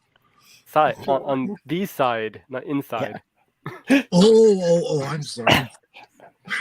It was actually an idea I had for a Halloween costume. That I was gonna... bird in your pants? Well, it's worth 2 in the bush. I don't have a bush yet. I was going to get one of those, little 3-inch Jack Sparrow action figures and put them up on my shoulder, and I was going to go as a 6-foot parrot. Oh, that would be funny. That's a good idea. So, yeah, she also liked sitting on my shoulder. Her safety spot was right up in my shoulder, against my neck, putting her head behind my ear. So she needed to feel safe. That's where she went. Perp, there's probably a pre-made action figures of that pirate guy you mentioned. Oh yeah, there's definitely the action figures out there. You can buy those easy. Well, so get busy on your parrot costume. Yeah, mostly it was just, didn't have any place to go for Halloween, so the costume seemed kind of pointless. Well, there's they have contests every year for best costumes and stuff like that. Mm-hmm. I think that could win a best costume. I did win a best costume at a bar many years ago.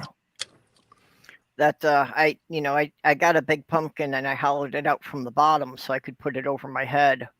And at the time, I had this big black floral cloak, so I went as the Headless Horseman.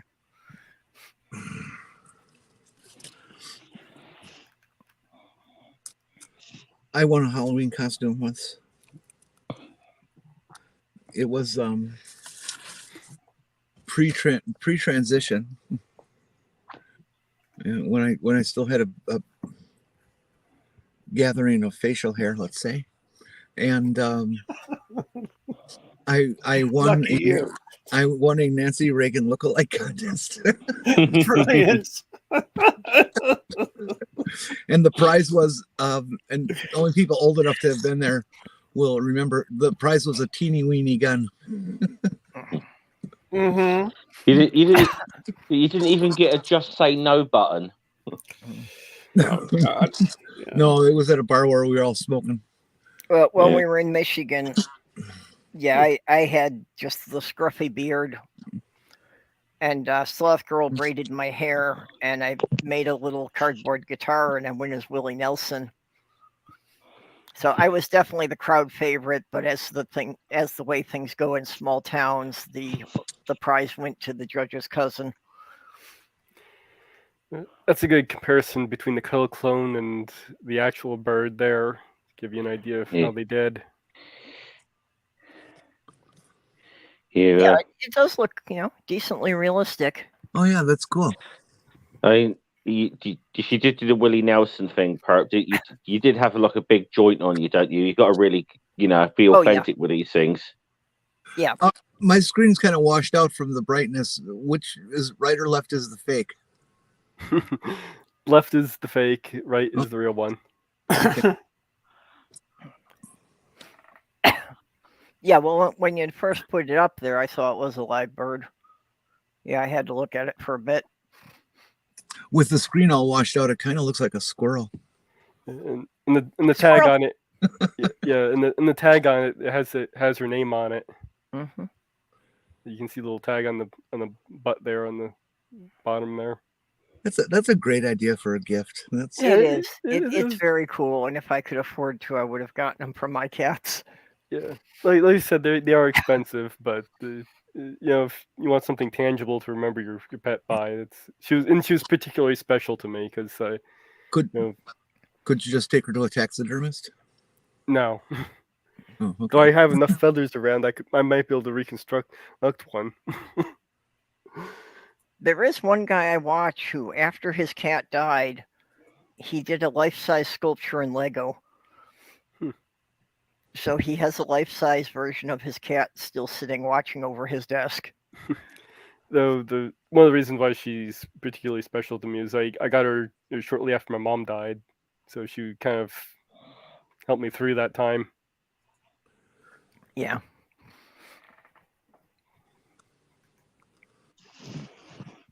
They help us through a lot. I'm very big on the idea of fuzzy therapy when things aren't going well.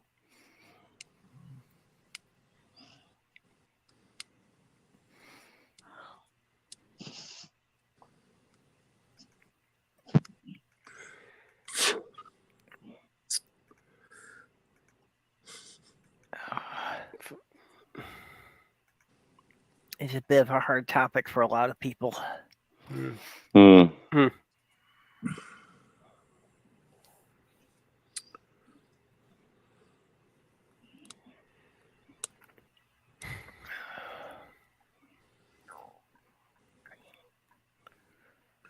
Oh, I gotta finish setting this place up so I can get another kitty.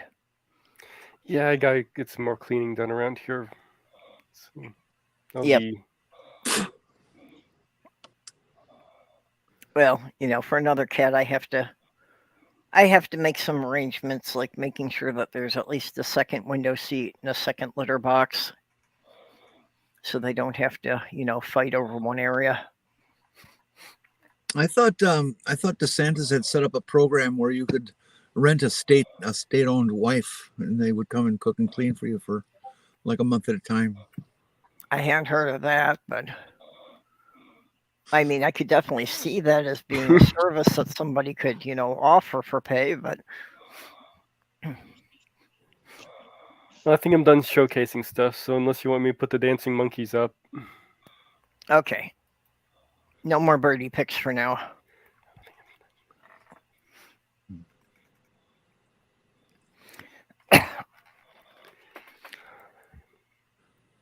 Who have we got popping in now?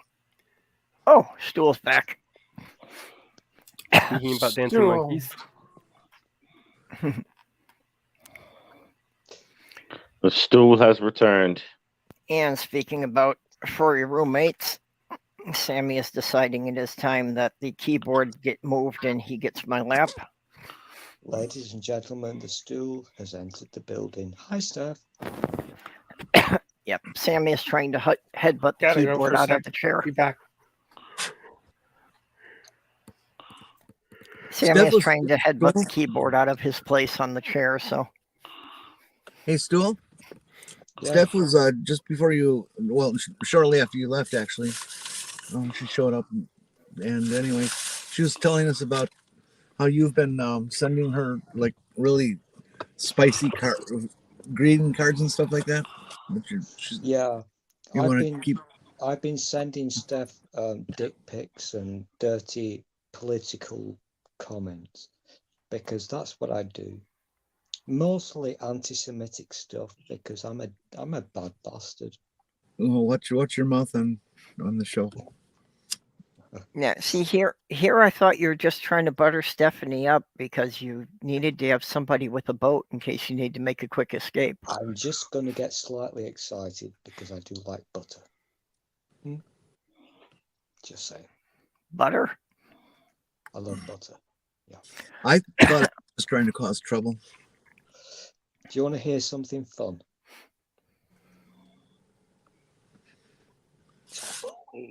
Sure. Sure. Not gonna lie, I've had some alcohol, and my cat tour, Mathbig, has given me some more tablets, pills for the Americans,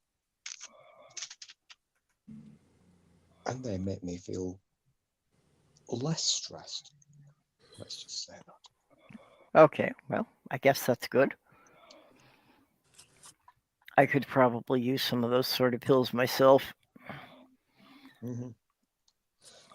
I'm trying to get in to be evaluated for that and see if they'll give me something for my anxiety, but there's a long waiting list to see somebody who can actually prescribe those things. I got to talk to my doctor on April 3rd. I'm going to see her. I'm going to have to try to talk her into stepping up a level in narcotics. I just can't take the pain anymore. It's getting worse and worse and worse. Yeah, I'm pretty sure if I got something for my anxiety, I'd probably be able to sleep twice as much as I do. Which would put me in the range of might put me in the range of the amount of sleep normal people get.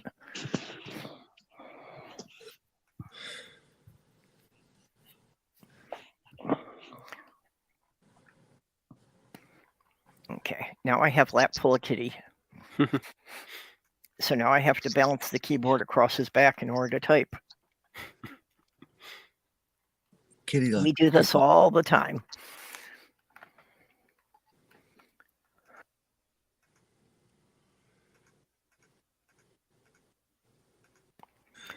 This is one of my concerns with getting a second cat, though. You know, things like this, and are they going to argue about who gets to sit in my lap, and will the other cat let me put the keyboard across his back? Yeah, I remember Kate having issues with Xander like that, fighting for lap time. Yeah, and that's I'm really afraid of Sammy feeling that he's being replaced. Because I got him while I still had Fiona, and she bullied him, and Sloth Girl's cat Petunia bullied him. So I'm just afraid that, you know, if I get another cat that's not as mellow as he is, that he might just hide under the bed for the next 2 years. She's afraid of being replaced? What is she, a tabby supremacist or what? No. Sammy's a tuxedo kitty. Oh, okay. He says he looks like that. Yeah. He claims he looks like this because his daddy was a penguin.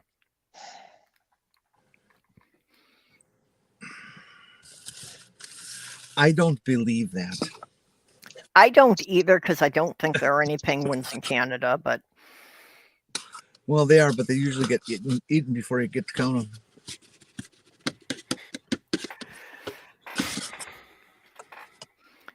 But yeah, he does not do any of the cat-like things that people are used to.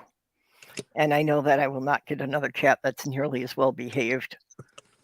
So then I probably actually have to be concerned about like leaving things on my table that'll get knocked over.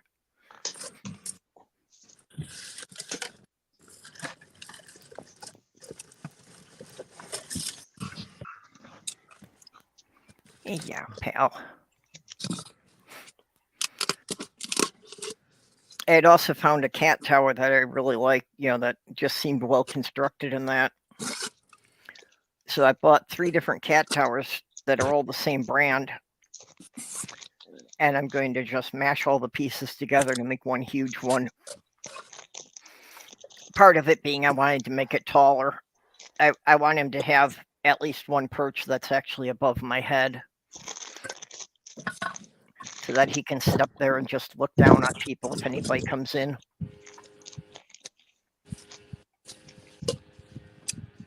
The tallest one they made was only 4 feet tall, so I want him to have a 6-foot perch.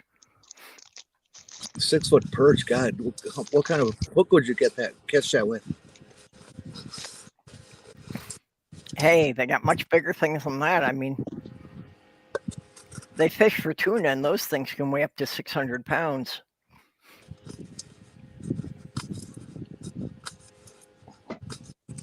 I learned something about fishing around here that I'd never heard anywhere else. I'm not into fishing and following it daily or anything like that, so maybe I just missed it.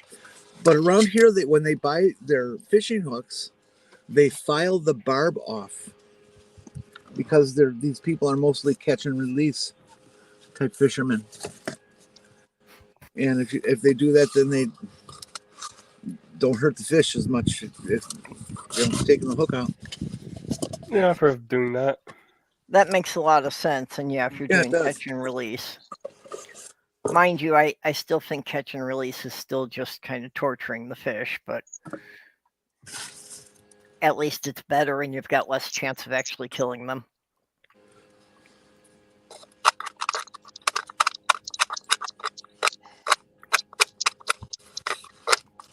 Okay, who's scratching on plastic? Some cat. I'm usually only interested in fishing if I can try and catch something to eat. That's the only reason I would do it. And I'm not big on fishing just because I hate cleaning them. Yeah, that's messy. It's messy and just, for the size fish that we normally get, it just seems like a lot of effort for not a lot to eat. Once you've cleaned them and you have to pick out all the bones, it just seems that there isn't really a lot left. Yeah, I don't know. I've seen quite a bit out of a fish before. Yeah, but again, you're in a warmer climate. You're probably used to larger fish. That's true. Like then again, I remember somebody who wasn't able to catch anything, so he cooked his bait and ate that. Oh, fried worms. No, he was using small fish. Just threw them in a frying pan and cooked them up. Yep.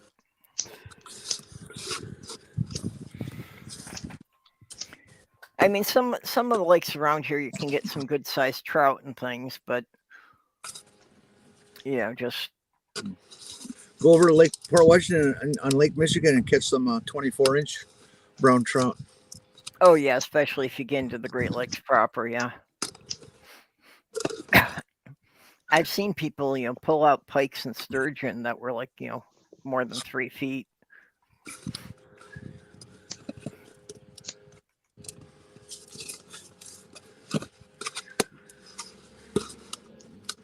Oh, hey, Skits. Okay, let's play a game. What is your current favorite obsession or compulsion? Oh, I like this game.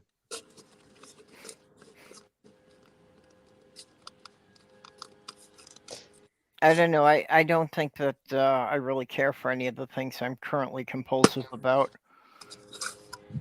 That's not the question.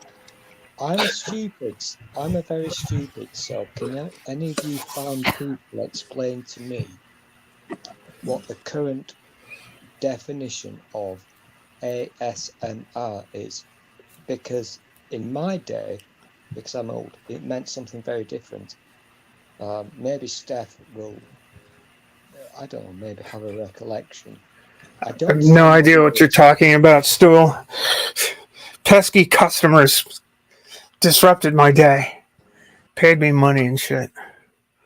Fucking customers! How dare they? Well, I wonder if you gotta appreciate them when they come along, because otherwise, yeah. Well, I it's think good that they're paying you. I'm going to do a science, if you don't mind, because I've been given permission to use some of those fancy things that you put in your ears. I'm going to do this now. Okay. I hate being poor. How do I do this? I don't like it much either, to be honest. I think I have to push them in very firmly. Going through a seriously dire straits time at the moment. So, this guy picking up his sale, it's a welcome sight. Thank you. Oh, that was nice. The earphones lady has a very sexy voice. It's always good to get paid for what you've done. Yeah. Be able to go, spend it on frivolous things like paying your electric bill or buying groceries. Well, that is actually precisely what I spent the morning doing. You won the lottery. Now what are you gonna do? Go grocery shopping. I won $4 on the lottery today. Did you? Spent $1, got $4. That's awesome. Well, it's a win. Yeah, better than nothing. It pretty much is nothing. So to answer your question, Stu, I really don't know what ASMR might refer to aside from. Yeah, I thought it was like audio stimulation like something. Yes. Yeah. Autonomous sensory meridian in response. Yeah, it's usually somebody speaking in very low tones and making noises that are supposed to be not necessarily sensual, but kind of on that line. I heard somebody use the word in such a way that the definition would have been implied as an annoying noise that to some people, an annoying noise to some people. You listen to the stuff that they use for ASMR. They like have somebody talking really quiet. Annoying sounds to most people, right? Yeah, but they also have stuff like tinkling spoons or something like that. And sure enough, you listen to them long enough, you find one that you just want to just shoot them. Oh yeah. Well, that's been my response to most of them. Most of them, it's either just they annoy me or they creep me out. They have no effect on me, either way, one way or the other. I'm trying to sound as boring as possible,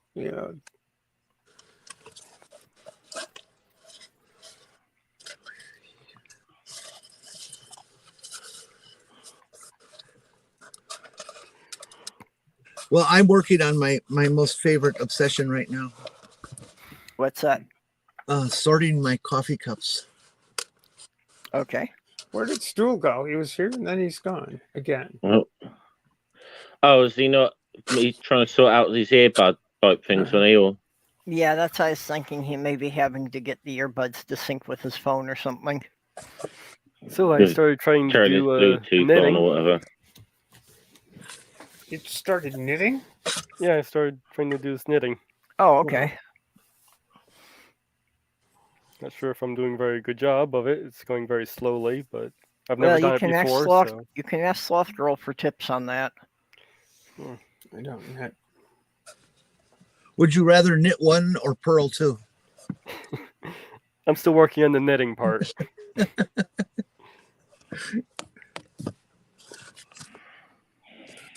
Well, since none of you asked me, I'll tell you what my favorite session is, because it's pretty weird. I'm sorting my coffee cups.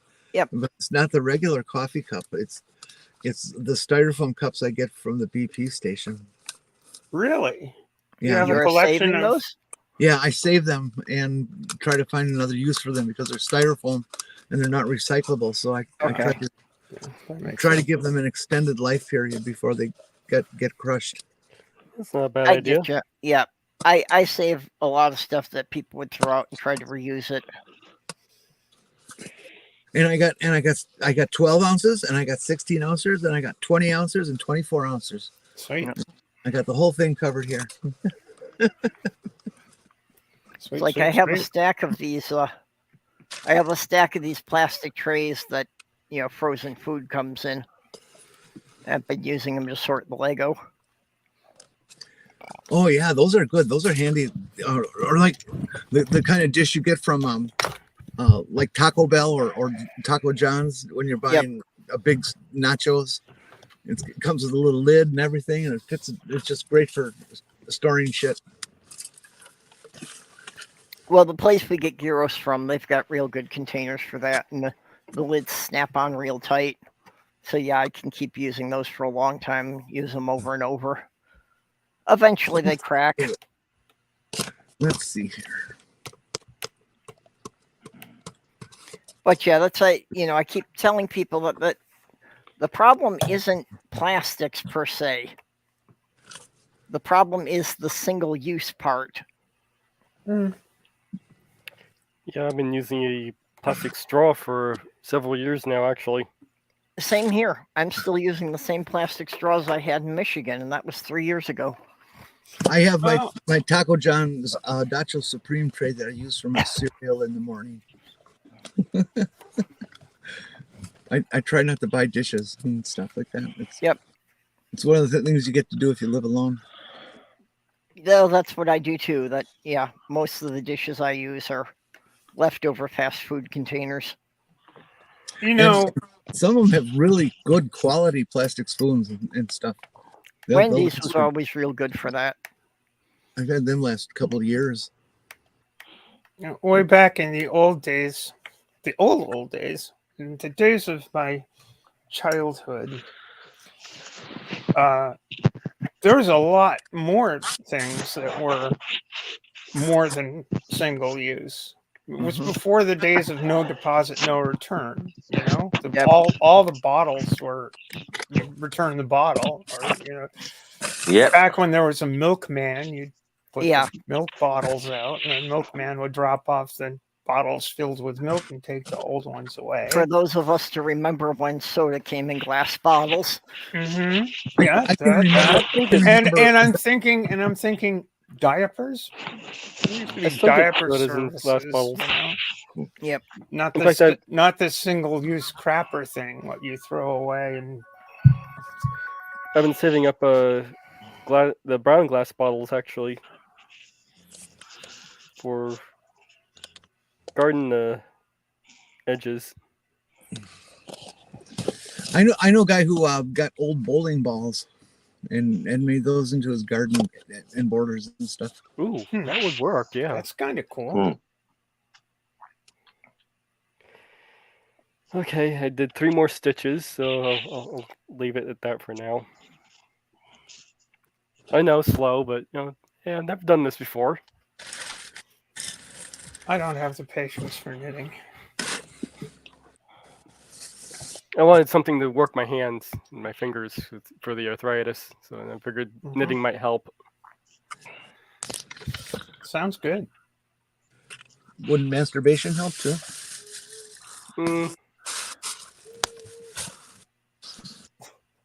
Doesn't work the joints the right way.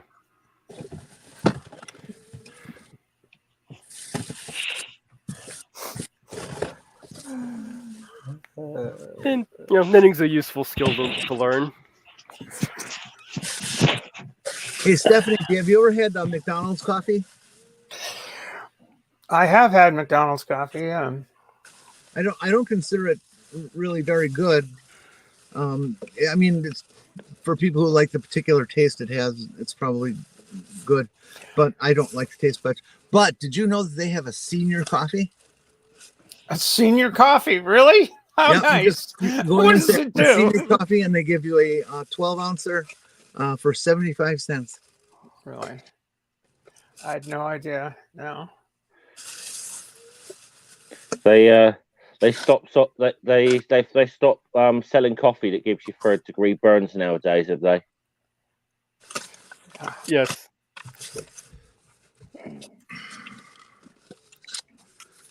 It wasn't just that the person spilled the coffee on them. They were actually had the container the way they're supposed to do, and it still spilled, and it was just so hot that actually gave them really bad burns.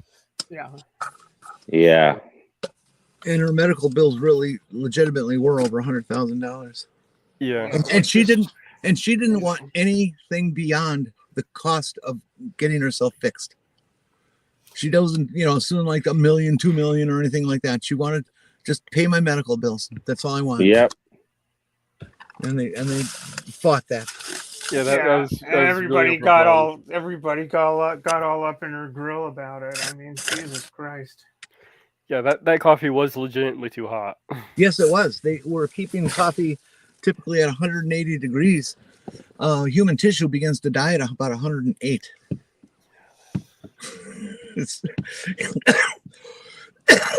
Some people can stand it that hot, but some people can start to blister pretty low temperature. If you've ever been when you get in the bathtub and it's just kind of like too hot to get in. Yep. That's about 105. Again, everybody's tolerances are different, but go measure your tub sometime. You'll be amazed.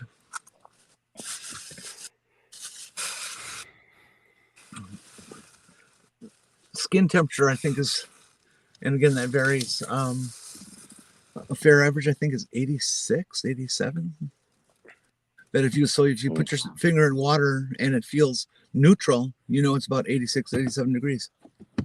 And if it feels warm, it's above that. If it feels cold, it's below that. How about that? One nice thing around here in Florida, you can sometimes get into a pool that feels like a bathtub. That's nice. I'm sorry, I missed that. What?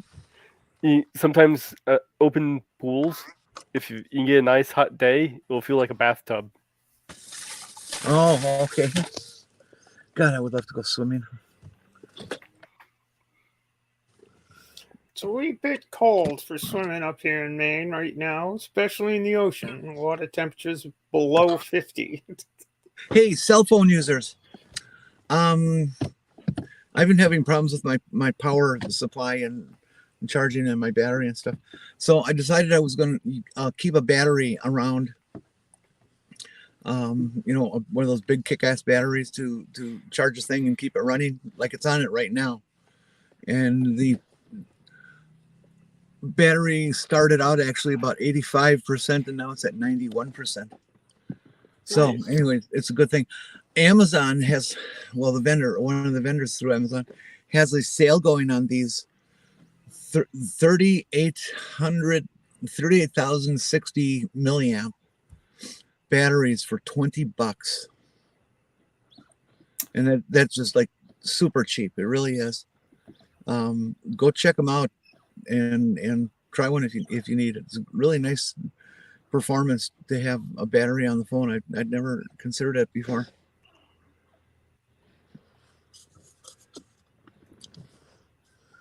But I'm happy.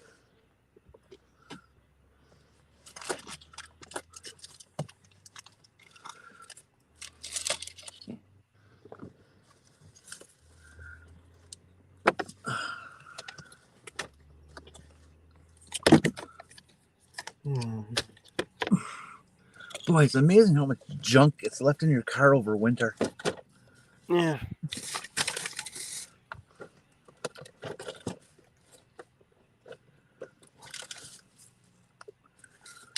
I wonder if the farm that I get my chicken feed from is selling those puppies. Last time I was there, they had some puppies used from one of their dogs.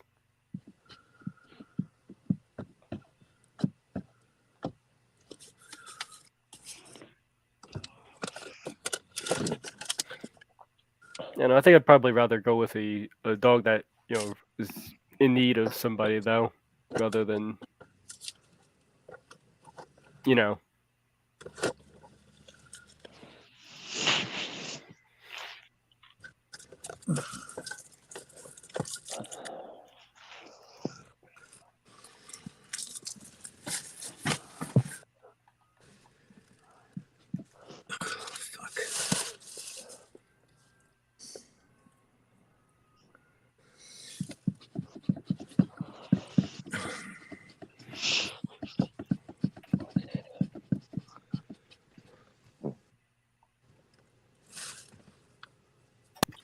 Sorry, I had to take that call. Huh. Well, it's William Shatner's birthday today. Wow, Oh really? my! It's Stephanie Day, William Shatner's birthday day today. He's 92 years old. Mm. And Wouldn't you know that he'd be the last one of the original cast to survive? Like, wait, I think Chuck was still around, isn't he? George Takei's still about. I think Walter Koenig's still about, isn't he? Yeah, he's still around. Yeah. I hope Shatner doesn't win. I doubt it. Well, at nearly I really do. I really hope Takei outlasts him.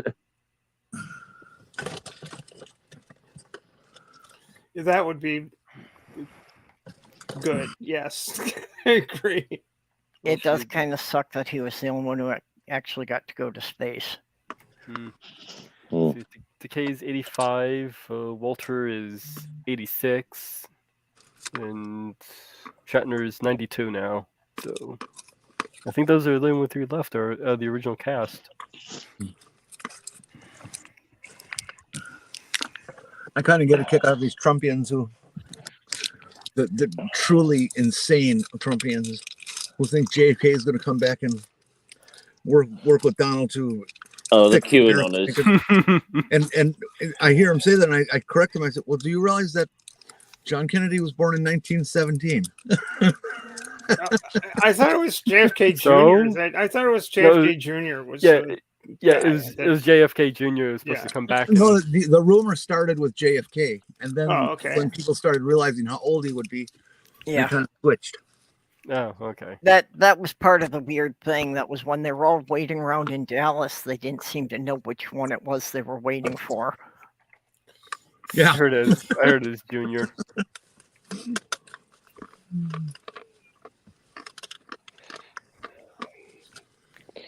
They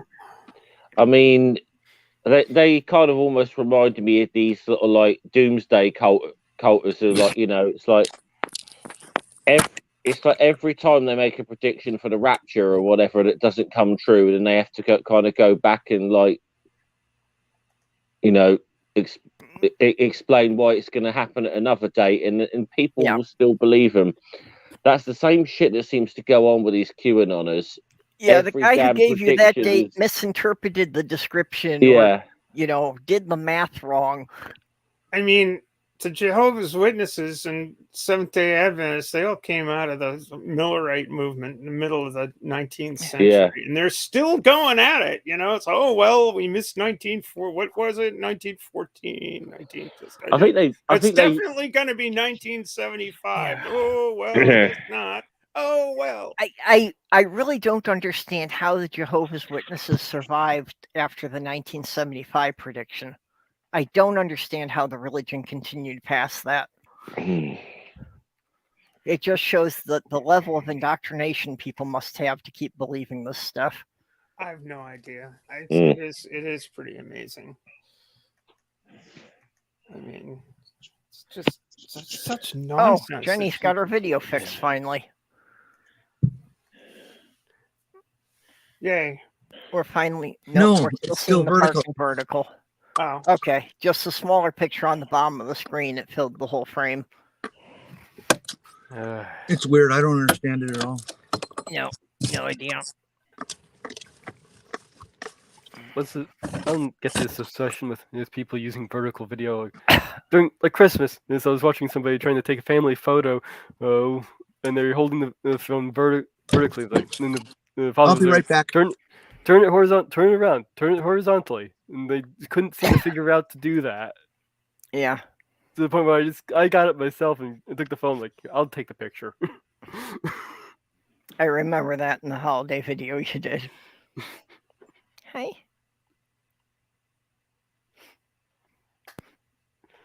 See, now Sammy wants to come back in my lap, but he's checking because he thinks it's something he did. So now he thinks Aw. I'm mad at him just because I need to use my legs.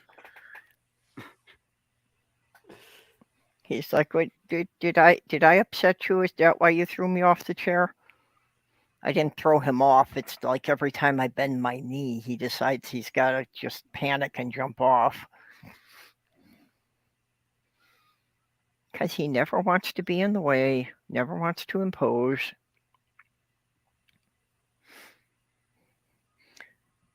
He's one of my prime examples of what I was saying, that, you know, people try to stereotype all cats as being the same. He does not exhibit any of the behaviors you would expect of normal house cats.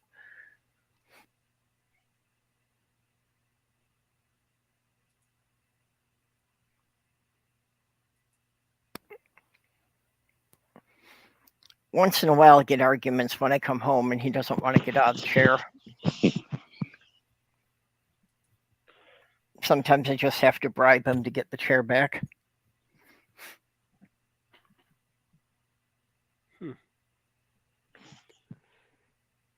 So you're reading a Twitter post. Yep. Liberals think Trump is the problem, and they're wrong. I guess he is simply a symptom of our corrupt system. Conservatives think Trump is the solution. They're wrong too. The solution is moving beyond our capitalist imperialist system that consumes everything in its path. Yeah, well, I think one thing that's really proving that Trump isn't the problem is that as Trump's game pushed to the sidelines, DeSantis is taking his place doing the same shit. Exactly. Yeah. There's definitely a lot more Republicans out there that are actually most more concerned about than Trump right now. I shouldn't even say almost. I am more concerned about than Trump. Yeah. Yeah, the problem is that we've got enough people that are willing to vote for somebody like that.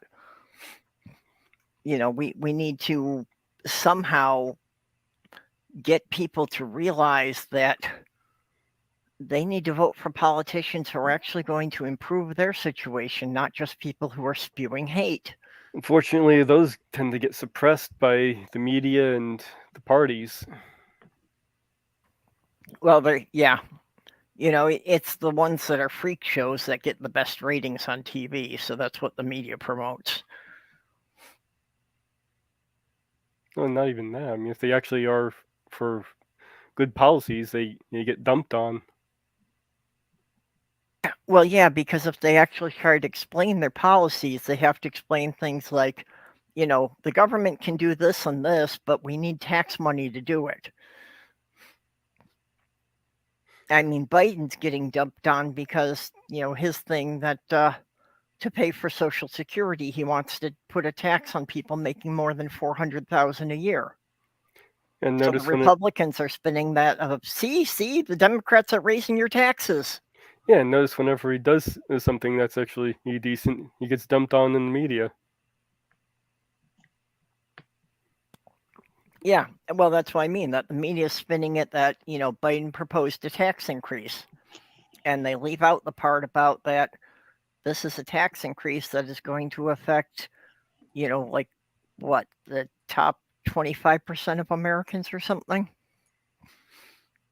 You know, it's not going to affect all of these people who are, you know, the big Trump supporters. Yeah, the inverse tends to be true too. You talk about a tax break, and it's usually only for the upper crust, not for the regular people. Well, everybody praises it. Oh yeah, well, Trump's still getting credit for, you know, the tax break that he passed, and that's exactly what happened. The tax break Trump passed doesn't affect anyone who makes less than $500,000 a year. Did everybody else freeze? That's not accurate. The middle class folks and lower income folks really did get a tax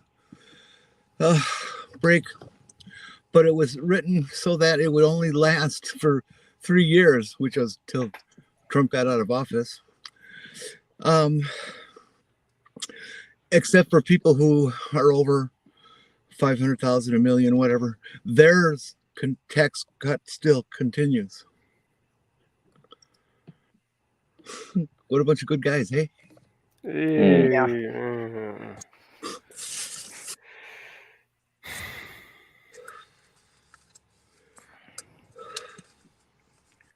And they specifically designed it that way so that whoever was after Trump would have to deal with the upset nature of people because they're didn't get a tax, or that the tax is going to go back up. Yeah.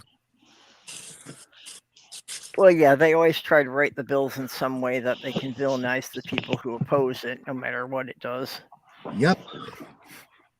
They're very good at that.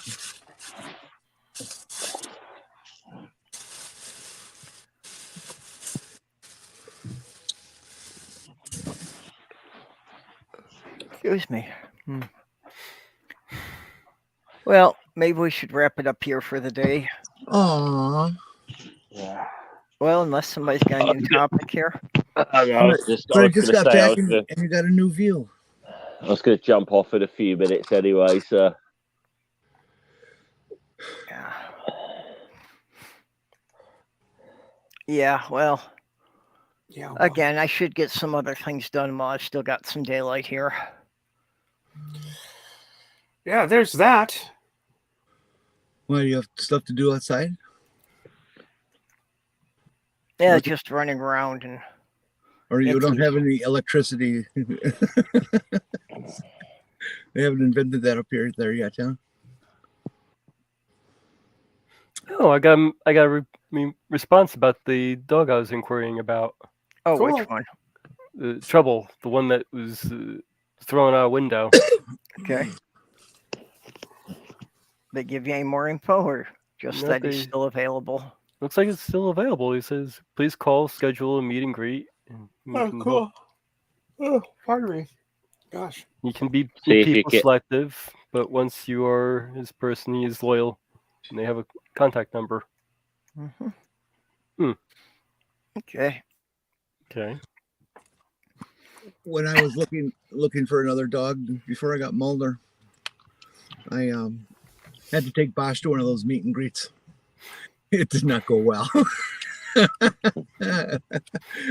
So we didn't rent that dog. Yeah, I was going to ask the Humane Society about that, if I could, bring Sammy over there for him to kind of interview new prospects to see if there's one he gets along with. I think they actually prefer that you do that nowadays. I think might contact this Humane Society that I was just looking at with all those other dogs and see about that too. See if I can go up there and hang out for a bit, see about some of these dogs that were there. I like going to visit the pound. It's not as nice as it used to be because I get all choked up and stuff, but Yeah, I can understand. Yeah. Well, that's people have suggested I volunteer there, and I don't think I would be able to handle it. I've been thinking about volunteering. I would, but the first job they give all the volunteers is picking up the shit and taking the dogs for walks. Oh, that's no big deal. Well, the taking them for walks part I would be fun. can't really walk you guys. That would be that would be a Yeah, problem Would for be- you. Yeah, that might be a bit of an Yeah. imposition. For me, that wouldn't be no problem though. I'd like to go work at the Raptor. Oh, yeah, the Raptor Rehab Center. Yeah. That'd be cool. That's why I'm Well- thinking of checking into the Owl Center here in town. Oh, guys, I'm going to jump off anyway now, so. Okay, well, you got anything coming up you want to plug before you go? No, I sort of taking a break. Really, I'm kind of amazed I even got onto a stream today. To be honest, like to talk to you guys. Yeah,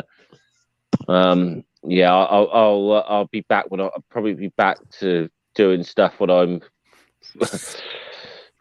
feel a bit better. So Well, besides, we're the good guys. You like being Yeah. the best. Yeah, you Okay. can hang out Yeah. here, be casual. Oh, yeah. hey, Kitty. I'll catch you guys later. Okay, catch you later. Right. Deb. Bye, bye, bye, bye. One other big thing happening today that I meant to mention earlier is Bub and Alex got married about an hour before we started the stream here. Oh, Oh, yeah, no kidding. sweet. Oh, cool. I almost forgot. How Yep. did I almost forget about Well, how that? about that? So and also on April 1st we're going to be running a fundraiser to get them their plane tickets to get to Germany. They're really going to move there, huh? Yep. Wow. That's guts. Well, they're going to move there, and yeah, Alex is approved to move there as a political exile because of the anti-trans legislation that's been passed in Ohio. Very historic. First refugee from the U.S. that's on this. Yeah, I live in Minnesota, and I'm really proud of the state for having done that, but laws really don't stop people who want to kill you. Yeah. Yeah, well, I feel much safer here than I would in most of the other states at this point, but Yeah, I agree. But still, really doesn't mean anything. yeah, on an That does go individual kill 'em. basis, you still have to watch your own back.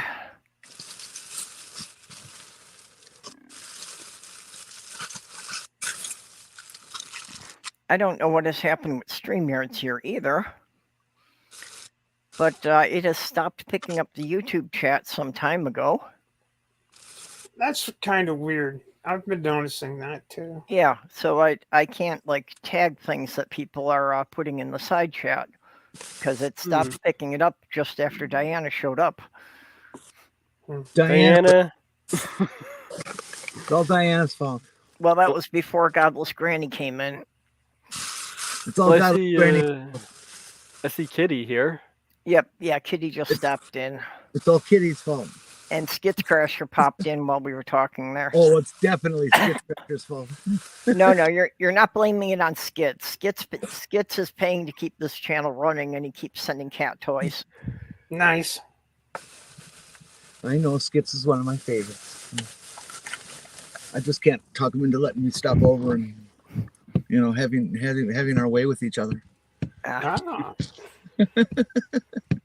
Well, another good thing about considering getting a dog is he can maybe take care of the squirrel problem I've been dealing with in my garden. Yeah. Squirrel. That's what I'll learn to do. Oh, dogs and squirrels! What a wonderful historic forever fight. Yeah. Coincidentally, the dog happens to also be squirrel hell. Oh, Yep. no! I think the squirrels absolutely do it purposely. They climb 6 feet up a trunk of a tree and then run around it at that height, and drive the dog nuts. I remember when I was 13 that our dog actually finally caught a squirrel in the alley. And he was holding it to the ground with one paw and looking up at me like, now what do I do?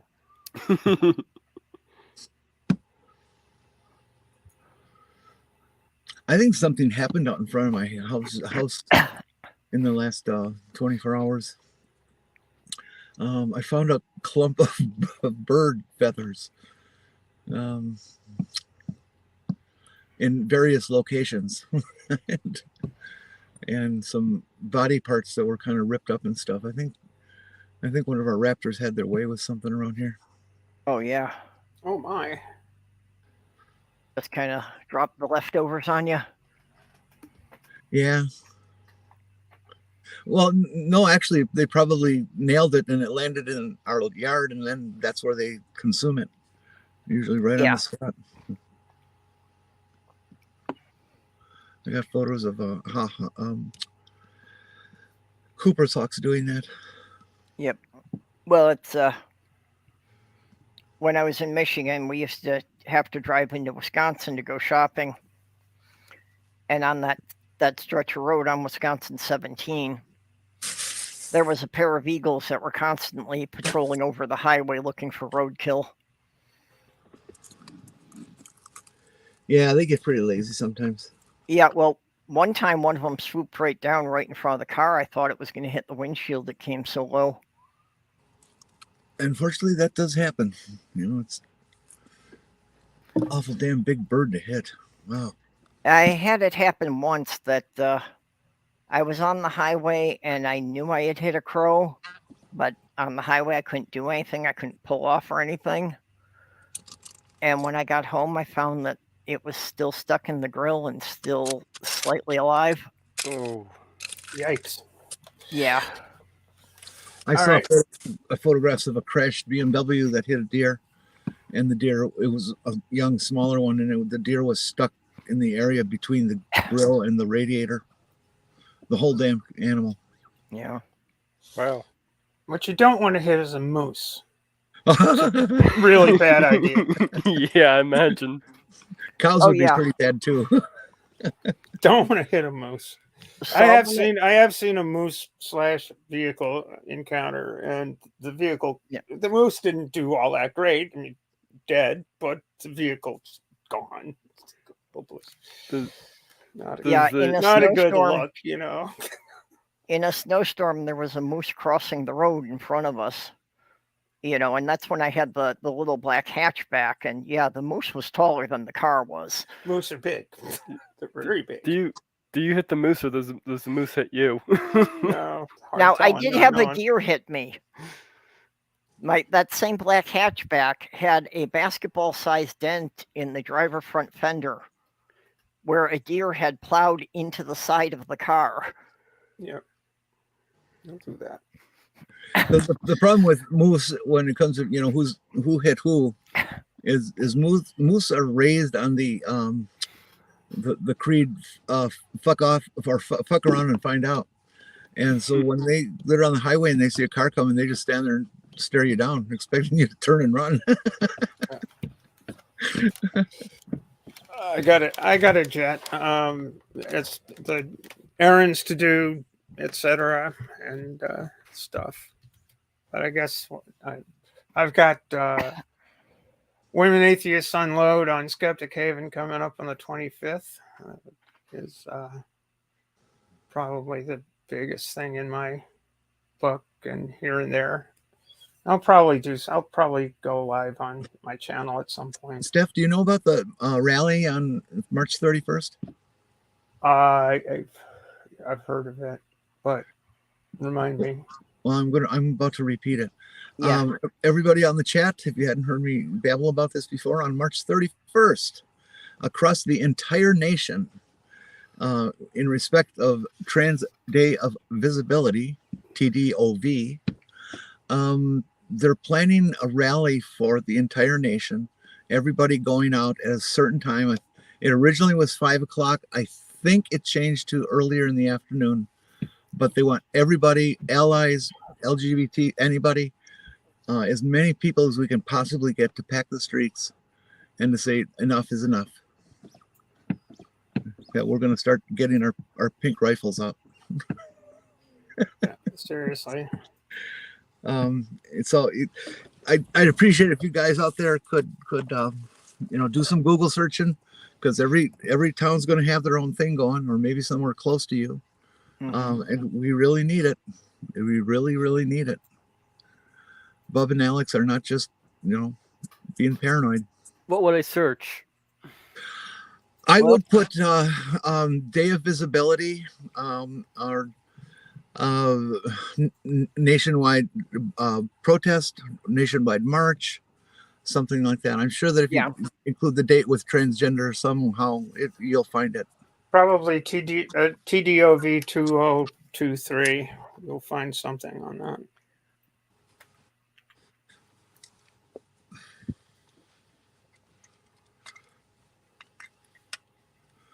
They're unfortunately not going to do anything here in La Crosse.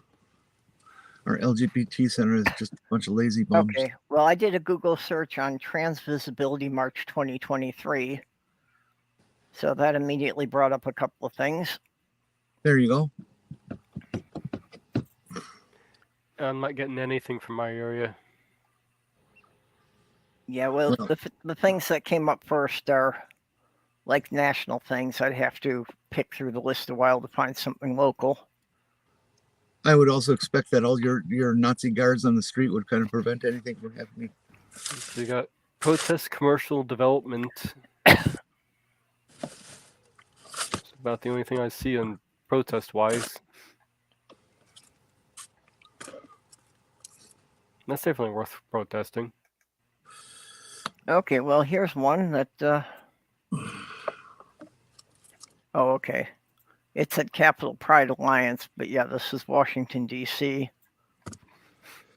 Mm-hmm. I'm sure something's got to be going on in Minneapolis. And very likely Rochester, too. Although I would think it's smarter for those two groups to get together and make one big crowd. Well, but they would have a hard time getting everybody together, so I think it actually does make, practicality more sense for them to be doing two separate things. Yeah. That would get more people turn out. Yeah, that is a 100-mile drive. Would be a good side to go with the Philly cheesesteak.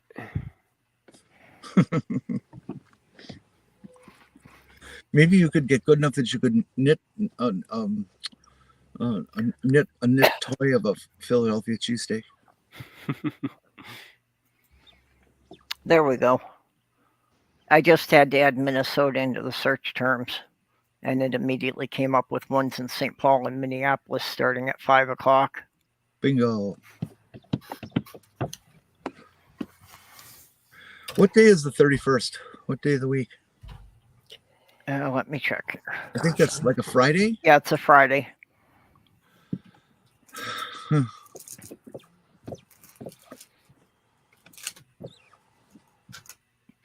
Okay, well, Jenny, is that kind of your wrap-up thing, or you have anything more to say?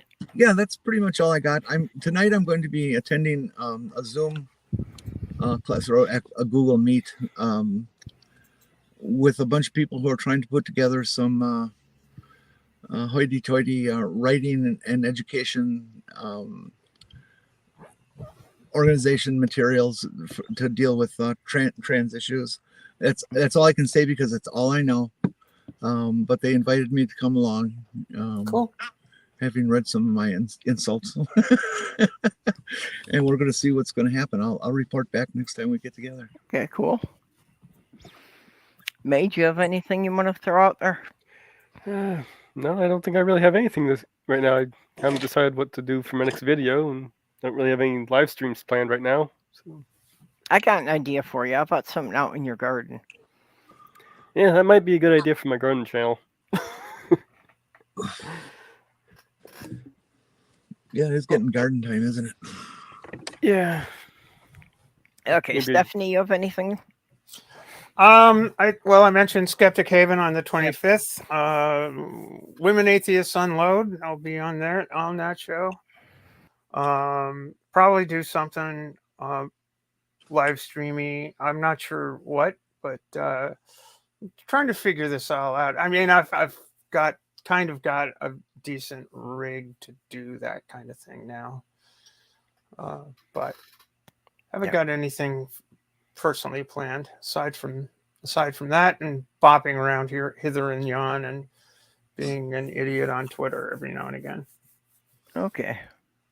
Well, like I say, I'll be on April 1st, be helping with the fundraiser to get Bub and Alex to Germany. We're still working out details on that. Still looking for some more people, willing to host streams for that. So we're planning to kick off at noon on Saturday, and I probably run about 12 hours if we can find people to fill that many time slots. And again, to people in our audience, happy to help out always. Steph, Okay. you want to do some time, and I'll come on with you, and we'll Sure, let's do it. Yeah, make it all tranny absolutely. show or something like that. Yeah, something. No, Well, All tranny and those who wish to be. You know, okay, if you want to volunteer, drop Bub a DM on Twitter, and let Okay. him know because he's dealing with the schedule. Okay. Can you DM me on Discord or something, or on Twitter, and put me in touch? Sure. Great. Stephanie, are we hooked up on Discord? I don't remember. I don't know. Okay, I'm Granny Jenny, 9966 or 9933. I forget which one. Well, you're both in my server, so you should be able to find each other through there. Yeah, we can do that. Yeah, I'll find you. Hokely dokely. Yeah, I can never find anybody on Discord. I have no idea how to find anyone on Discord. Yeah, I still find Discord very confusing. I can't use it for very much. They should have just one blank page. Find somebody on Discord. And let you do just the name search of everybody by that name, and then you can contact each one of them. You know, it's not easy to find people on Discord, I don't think. Actually, what would be a really cool utility, and I'm sure some clever computer person could do this, is make up something that downloads your friends list from Twitter, and then tries to find them all on Discord. Yeah. You could DM me on Twitter, Purple, too. Talk to Porpoise about that. Yeah, that would be her kind of thing. Sure would. All right, I'm gonna jet. See you all later. Yeah, actually, Later, Steph, I already had you pulled up on Discord, so I'm sending you Bub's Twitter thing. Great. Super. Thanks. Bye. Bye. Bye-bye.